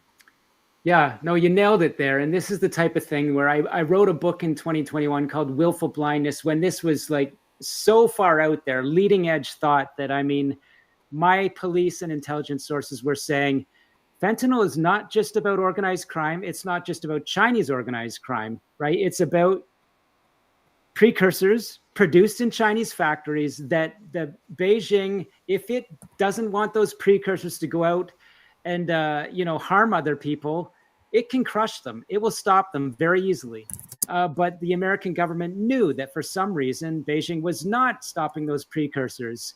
And when fentanyl is banned because the U.S. government gets angry, then they just like tweak a few chemicals and send a new precursor out, send it into the west coast of Mexico, send it into the west coast of Canada. And that becomes your offshore production node where you have significant Chinese organized crime using the infrastructure, the money laundering infrastructure. Again, let's focus on that Vancouver model. There's just the real estate, the casinos. And so you produce the fentanyl there, you ship it to Australia, New Zealand, around the world from Vancouver. A lot of it, I believe, much more than people know, going down into the States. And just through very sophisticated trades in Canada, they're even sending it from Mexico into California. But we could go on and on about how I understand the pipes and squeakers of the finance and how China wants this to happen. But people don't have to take my word. There's a great Canadian mayor in Vancouver named Brad West. He was so vocal about China essentially taking blood money and killing Canadians. One of the few politicians ahead of the curve, that we hear now in Washington, that in 2023, Antony Blinken came up and visited him. And I've talked to this mayor from Canada, and he disclosed that Mr. Blinken said, look, we know, that is, the American government knows, Beijing wants to harm North Americans. They want to profit from this, and they want to kill North Americans. They want to cause chaos.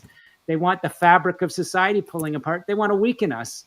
And, he, again, this great Canadian mayor said, I can tell you that Antony Blinken said the American government knows that the Chinese organized crime is working with the Chinese Communist Party, is working with the Latin cartels. They're all involved in this trade. It's corrupt and it's directed against Americans. The one more thing that blew my mind, when we talk about why is this happening in Canada, Antony Blinken said that U.S. government was losing confidence that Canada had the capacity to crack down on organized crime and fentanyl, and to the point where Americans who have great intelligence were holding back what they knew in Canada because they were concerned about corruption in Canada's enforcement and potentially government. So just all kinds of mind-blowing things, but the most that China wants to kill Americans. No, but that America has intelligence on Canada that it can't or doesn't feel comfortable sharing with Canada because of the degree of corruption they might be disclosing to their adversary, the compromising information that they have on their adversary. This is what a great Canadian mayor told me. And in fact, I had, a podcast with him for the Bureau, and he publicly posted on X that he got threats to his family after, disclosing this in this interview. Again, if you're seeing the theme there, I mean, threats are going around the way they should not be in Canada, and it's due to the infiltration from China. This is wild. I'm looking to see if the chat is, I believe they're as blown away as I am. If people are infatuated with TAM. Is TAM CCP over on Rumble? I mean, can I speak to that? I mean, I don't know anything about her personality or gender. I take it at face value. Let me put it this way. But what I do know is that Canada's lab was subject of sending dangerous viral material to Wuhan. This was covered up by the Canadian government. People can read the documents on this. The two Chinese scientists defected to China and disappeared into the CCP. They disappeared. The RCMP was investigating them and let them go. Right? You can't get out of a country without the border officials letting you go. So that's just one of those ones that makes you say, okay, I mean, China had a deep influence in Canada's Level 4 lab. None of this is controversial. China, using these Chinese-Canadian scientists, was sending, Ebola materials to the same lab that the CIA and everyone else now says was involved in bat viruses. One of the Canadian, scientists the one that got away and went back to China, she was involved, with the American controversial researchers in the bat virus research. So no one's saying that the virus came from Canada, but they are saying that this woman in Winnipeg that escaped Canada was working or helping that Wuhan project, not sending materials. But where does this come to Theresa Tam? Look, as a diligent investigator, I did what's called access to information requests on what happened in that lab. And I found that Theresa Tam, head of Health Canada, signed off on one of the travel requests for this Dr. Chu in Winnipeg to go over to Beijing. And, if I really knew, I'm not saying that Theresa Tam knew what this Chinese spy in Winnipeg was up to. What I'm saying is that she signed off on a trip that quite clearly and evidently was for this Canadian Chinese scientist to meet with intelligence handlers in China. So why is Theresa Tam not answering questions about that? I mean, I'm not saying she's wrongful there. I'm saying, well, should you have known better? I want to just do a double check one thing. Theresa Tam, born in British Hong Kong, our head of the COVID task response team. It might also explain why Justin Trudeau was donating our PPE to China in February 2020 before COVID was coming to Canada. Holy hell! Yep, Sam, it's worse than anybody can possibly imagine. I like when we're having these conversations with a good legal mind, a great legal mind that can parse it and say, I'm seeing this, I'm seeing this. When we're going through it, these are all facts. It's all documents. And as I speak, it's like, wow, it sounds crazy. And I talk to people in government and they say, when you see the scale of what China is involved in North America, you don't have to believe in conspiracy theories. It's a conspiracy. When Pompeo says they're inside the gate, he's the former director of the CIA. He knows, right? And so, yeah, this is a deep effort to undermine the United States, and China is preparing to take... And Israel. And there's so many... I do want to get more into Brookfield and BGIS. I can give the Coles Notes version, but billions of dollars getting sent to these companies that are American owned, and now American owned and operated, but still technically like they're providing those services. But again, it's America that's getting our money now, thanks to Carney. And I will say that it's just really interesting that Brookfield. It's so funny. Like as an officer, I got posted so much, and they said it was because of like it helped my development and my growth, etc. That's fair, but again, my life was uprooted countless times, which made it really difficult to maintain relationships, or like anyway, so many different things, right? And so, and I think this was a part of the scam too, right? Because like real estate companies connected with the banks and these Brookfield companies that are providing services for moving. Right, like it's huge in the government. It's just not just the military. It's other government agencies as well. Like when they move across the country and stuff like that, they get assistance for all of this stuff, right? And it's just so interesting to me. Like I think this is so much more of a scam as to why we get posted so friggin' much, and so yeah, just all very interesting to me. Taiwan potentially by force. That's what it's all about. They don't want America to be able to combat that. And they want to get at America via Canada by infiltrating Canada. What's the level? First of all, how much time do you have left? I got a few more minutes. Yeah. Okay. What we might do in 2 minutes, we might just we'll go over to locals because I'm gonna launch the next person in and we'll take some questions there. Chinese ownership of Canadian real estate is one thing. Chinese ownership in natural resources in Canada is another thing. What's the level of Chinese involvement in Canadian mineral companies? Well, this government, I mean, the still liberal government for the past 10 years has pretty much turned a blind eye to Chinese investment in mines in the north. There's some very controversial ones that occurred. I know for a fact because way back when I was a younger reporter in 2017, a State Department official took me for a coffee and said, we essentially had to twist Canada's arm on a few of these, saying, like, you cannot let that satellite or that resource company come in here, because that is a pure Chinese intelligence play. And, the Trudeau government was letting it happen. Probably, I don't think that that's stupid. I think there was corruption going on.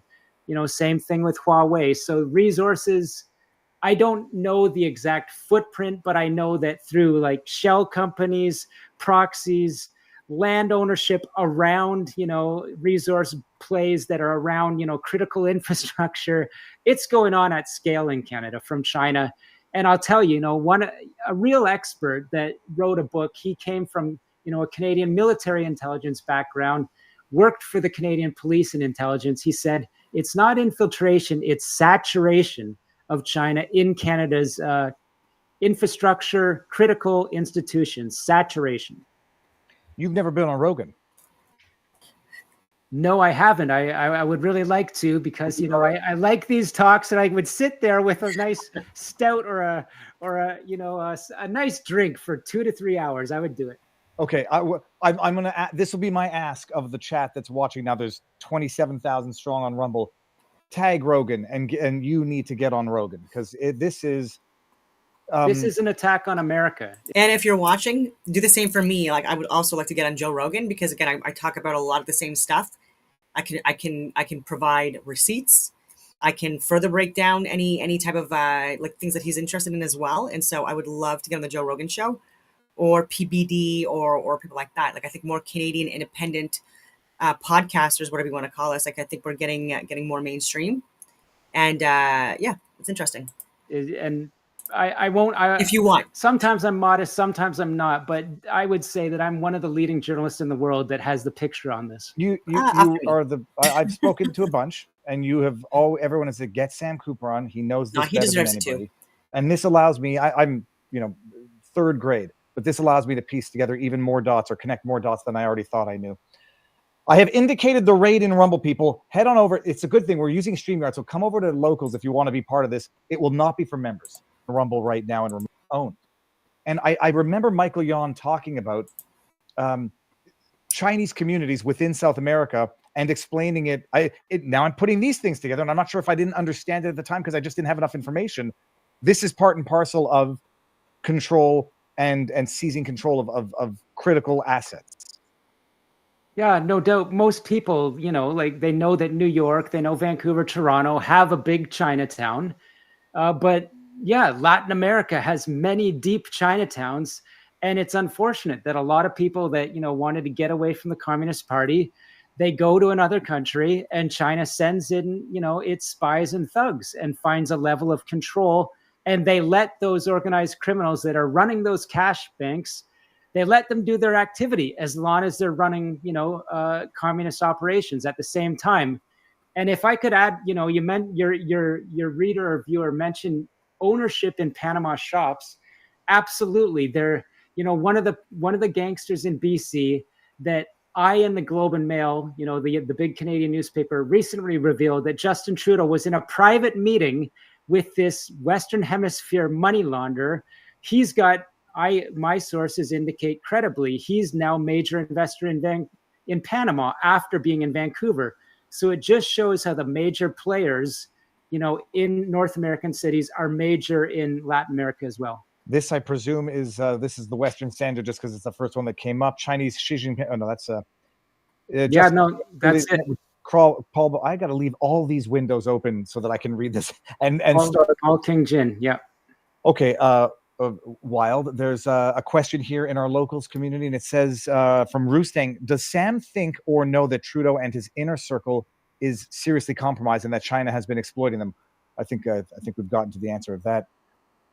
This is from Sam. He says, the old saying, never fight a war on multiple fronts. Well, if that's the case, how is it that China is so set on putting pressure seemingly everywhere all at once? Why are they doing this? Keep going back to Michael Yon's reporting, pointing out China's reach into social terraforming and creating a narrative that anyone has historical Chinese lineage. So many global issues seem the global initiative by China, plus China only has 35 plus years until they lose the bulk of their workforce. There's a real reader. I mean, a lot of points I would agree with. Like, so many pressure points. Again, it's about how China has 1.4 billion people and major diaspora communities around the world, and they've got the most expansive intelligence, foreign intelligence in the world. So they can implant within those communities and through thuggishness, implant a level of fear. This is what the Chinese police station story is about, running kind of like off the books consulates on foreign soil. And the community knows that the gangsters in town are working with them. So there's a level of fear and control. And the reader said something about, implanting that narrative that even though you're living in a foreign country, you probably went there for democracy or a better life. In Beijing, they call you a child of the Yellow Emperor. Extremely racist ideology, and that's what they're pushing. It's amazing. What do you think about the argument that this is payback for the Opium War? I've heard a lot of people float it that China has a long memory. They're playing a 4,000-year-old culture war against a country that's a couple hundred years old, and against the people that don't have that cultural heritage of 4,000 years of history.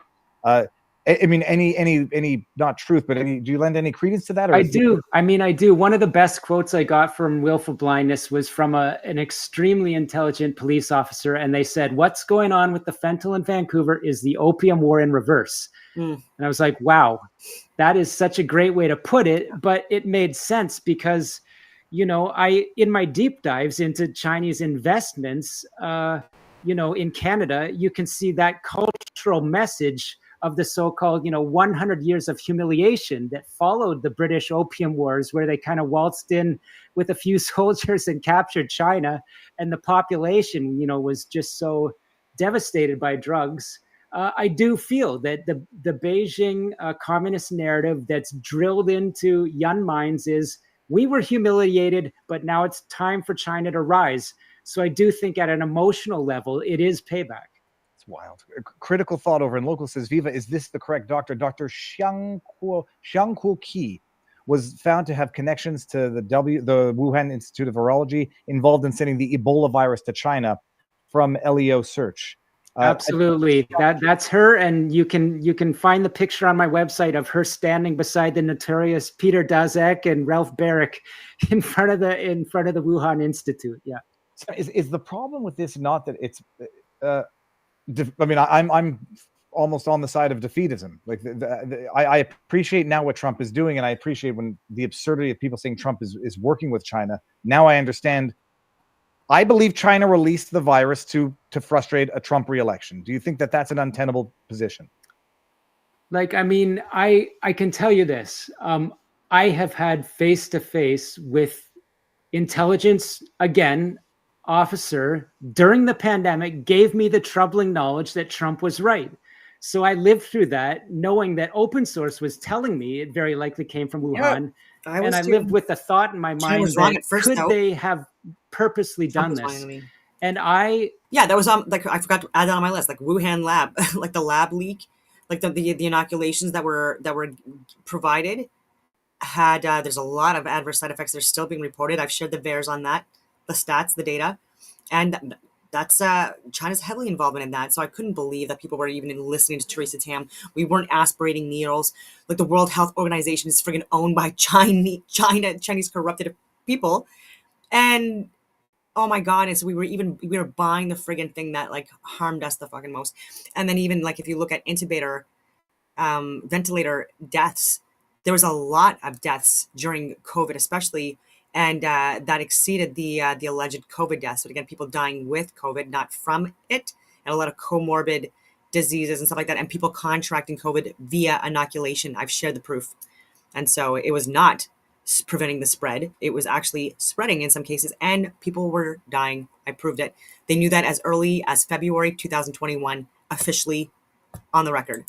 I have never heard from anyone in Western intelligence that knows a hell of a lot more than me that says that. They all say it points to a couple of scientists in the lab got sick accidentally, and that's the way it got out. But what I can say is this, the open source clearly points out that Beijing covered it up and then let its people travel abroad. So in that way, when an accident happens, What are they going to do? Are they going to control it or weaponize it? And so why isn't Canada calling that out, right? Like this lab leak happened in September 2019. So why did we still have the friggin' military games with CISM, with international involvement in friggin' Wuhan? And they were allowing people to travel as well. This is what I mean, like China, like you have some explaining to do. Why are we in alliance with this?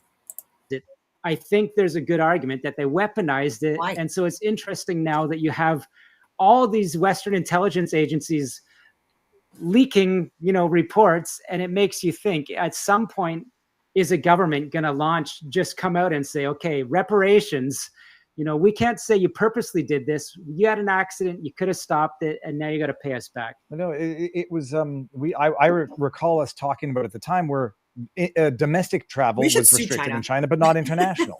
Exactly. And you have who was Canada it? It wasn't Hochul. It was Nancy Pelosi, another one who I believe was infiltrated by Chinese spies, saying, don't be racist, go hug a Chinese person. I mean, this is bringing it back to Theresa Tam and her arguments, or whatever the government of Canada does. It takes me back to time when I was thinking, why are the airports open? Why, right? Like, it's not xenophobic to say, yeah, borders are there for a reason. I'm sorry that there's an accident in the other part of the world, but we have to protect ourselves. And the people up there in positions of power in healthcare in Canada were saying, you're pushing a racist narrative that this, even just saying that, China, some accident happened there, even if it wasn't in the lab, they were saying you can't even say that anymore. Right. So I do think that those type of people, they were either very stupid or very influenced, I think. I'm going with influenced because I'm not particularly smart, and I was noticing it at the time, and I'm not influenced. It was in Canada. I remember going to Chinatown. They were holding like a Chinese New Year celebration shortly afterwards. I have to refresh my memory on the time frame on this. And like, it was not only racist you had to celebrate China while denying the possibility that it came from a lab in Wuhan, China. Yeah, I mean, there were things that are said that are kind of insensitive, and there were, some bad things happened. And we should never accept racism. But I remember my old newspaper, The Province, in the early days wrote China virus, and they got so attacked by the Chinese consulate boss in Vancouver, went on CBC and said that this is so racist. And in my mind, because I knew very clearly this is kind of like a Chinese information operation to suppress any reporting, whether crass or not, to link the virus to China. And, what do you know? Documents later came out that very same Vancouver consulate official has been involved in election interference. So there's media control, election interference. But back to the China virus, yeah, it was a virus from China, and it was the China virus. The Carney connection is. Are you going to? Yeah, we're on locals, but this is still going to be for the internet forever. Are you going to focus on Carney? Like, I don't know what your political leanings are, and I don't really care for the Conservatives policy-wise much more than the Liberals. But I believe Carney is absolutely corrupted, infiltrated, and in as much as people think he's not as bad as Trudeau, I actually think he's worse because he was advising Trudeau during Trudeau's premiership, and this guy's the globalist with the connections to all of the Chinese-run international organizations. Are you going to go hard on him in terms of? Yeah, I mean, I've already done 2 deep dives. The first one was I had never written a story on the WEF, partly because there's a lot. There's a bit of a taint around it, and I was like, I'll get to it because I know it looks like a pretty shady shop. Yeah. And all these rich people, they're going to get up to bad stuff. So I did a deep dive, and I found again Carney through that entity was connected to the Asian Infrastructure Investment Bank. Mm-hmm. I talked about an infrastructure project in Brazil. So quite clearly through the WEF, Carney was linked to Beijing money, linked to sort of climate change initiatives. And so I did a dive on that. And, I did sort of one of these network charts. And what do you know? I was able to, in hindsight, predict a couple key players in his administration that I linked to him through the kind of WEF and related entities. I also did a deep dive into, again, his investments through Brookfield in China. And as I say, if you're a Western business person investing in real estate in China, it's you're as captured as Michael Kovrig and Michael Spavor are, because you're not getting out of that investment without some sort of give back. I'm gonna go hard on Carney, because to me it's black and white, the level of who he serves by way of policy and by way of interest. Oh yeah. Did you look into the Tavistock thing with his daughter and the gender clinic, in terms of whether or not she attended the gender side of Tavistock? And what I was piecing together some timelines there, just in terms of him moving to London, fraternizing apparently with Ghislaine Maxwell. The year later, he was having a dinner with Prince Andrew after everything was well done and known. They're all a bunch of, as far as I'm concerned, sick perverts partying among each other. The only question is whether or not there's more to that than just a timeline. Yeah, I didn't, in terms of his child, I didn't look into it at all. It kind of gave me a little bit of the willies. There could be a story there. I didn't really look at it. Let's leave it at that. I'm more interested in his Beijing connections, and his WEF connections should be predictive of what he will do in Canada. So that's enough right there. I don't need to dive quite into the other stuff. I'll look at the big investments and say, who does he work with? What are his networks? Who will influence him? And, where are his conflicts of interest? How will he serve Canada? And actually, Jim Balsillie said it really well. As a great Canadian business person, nonpartisan, I'm nonpartisan. Balsillie said, look, Trudeau believes in everything that Carney does, but Carney created what Trudeau believes in. And Carney is just so efficient that Canada has gone like this for 10 years. Carney will take us there quicker, much quicker. And I actually do believe, look, I'm a Canadian patriot. I think it's a pivotal time. It's hit or miss with this election. I'm not partisan at all, but I've come out and said, we need to change a government now, or you might as well make us the 51st state, because we'll either be the 51st state, which will be better than a province of Beijing, which is what will happen if Carney wins 100%, and a province of, Davos, whatever his interests are, will be Canada, not Canada. Amazing. There was one other thing. I forget if I was going to ask it. I'm going to put all of your links on in the pinned comments so that people will be able to find you. We got to get you on Rogan, because this is. I see the discussion going the exact same way as the other historians and other. This would just blow his mind, because I don't think the people fully appreciate this. The way I'm trying to frame it is, this is the Cuban Missile Crisis, except it's much more complex the way America's being surrounded. Hyphen says, I told you it came in October 29th via soldiers from Wuhan. Asked him to confirm. 2 planes of Canadian soldiers. They were isolated on the tarmac. No, from what October. I can confirm. Let me tell you this. I have access to a person in the Canadian military that has shared information with the agency, CIA. I know that CSIS, Canada's CIA, assessed that, yes, Canadian soldiers, not just Canadian, soldiers in Wuhan brought the virus back. But I don't think they were the first. But yeah, I can confirm. It's amazing. That's Hyphen. He's another well-versed member of our community. Sam, can we do this again? Let's do it again. And I just Canadians building the right bridge with Americans, because we're brothers and cousins, sisters. We can't let this go. And I just love talking to Americans and Canadians that get America. So yeah, for sure. No, I've been telling people that I'm from Montreal, but I've been telling Canadians that Canada has become a national security threat for America.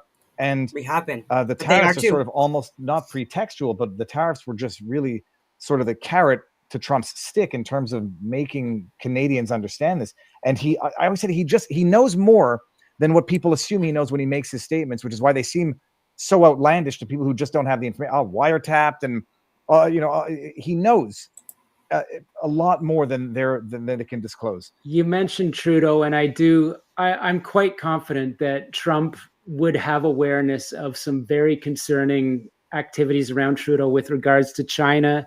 And I've even reported for the Bureau, based on sources saying, even within the RCMP, they talked more than once Why is Mr. Trudeau meeting with these billionaire gangsters for fundraisers? It's concerning. Concerning. Okay, let's do this again. Well, I will not abuse of the favor, but I mean, any time we'll do this again. No, it was awesome talking. I mean, I just like, we're rolling fast. You get it, and you're going ahead. I love talking like this. No, So do I, and that's why like I think that he definitely would be amazing on Joe Rogan. But if he wants like Canadian representation, like not just Sam, like I would love to go on Joe Rogan, like, and let's say it was a Canadian edition, like we can get like even Dan Dix on from Press for Truth, and have a sit down with Joe Rogan, and just like give him like a really in depth, like well articulated Canadian like overall assessment, right?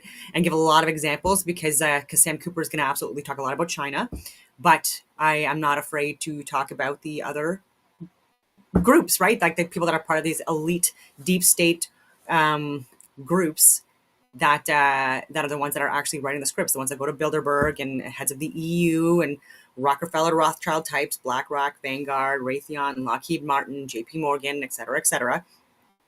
And by the way, interesting that Trump is talking about some kind of an alliance or something like that with King Charles. And on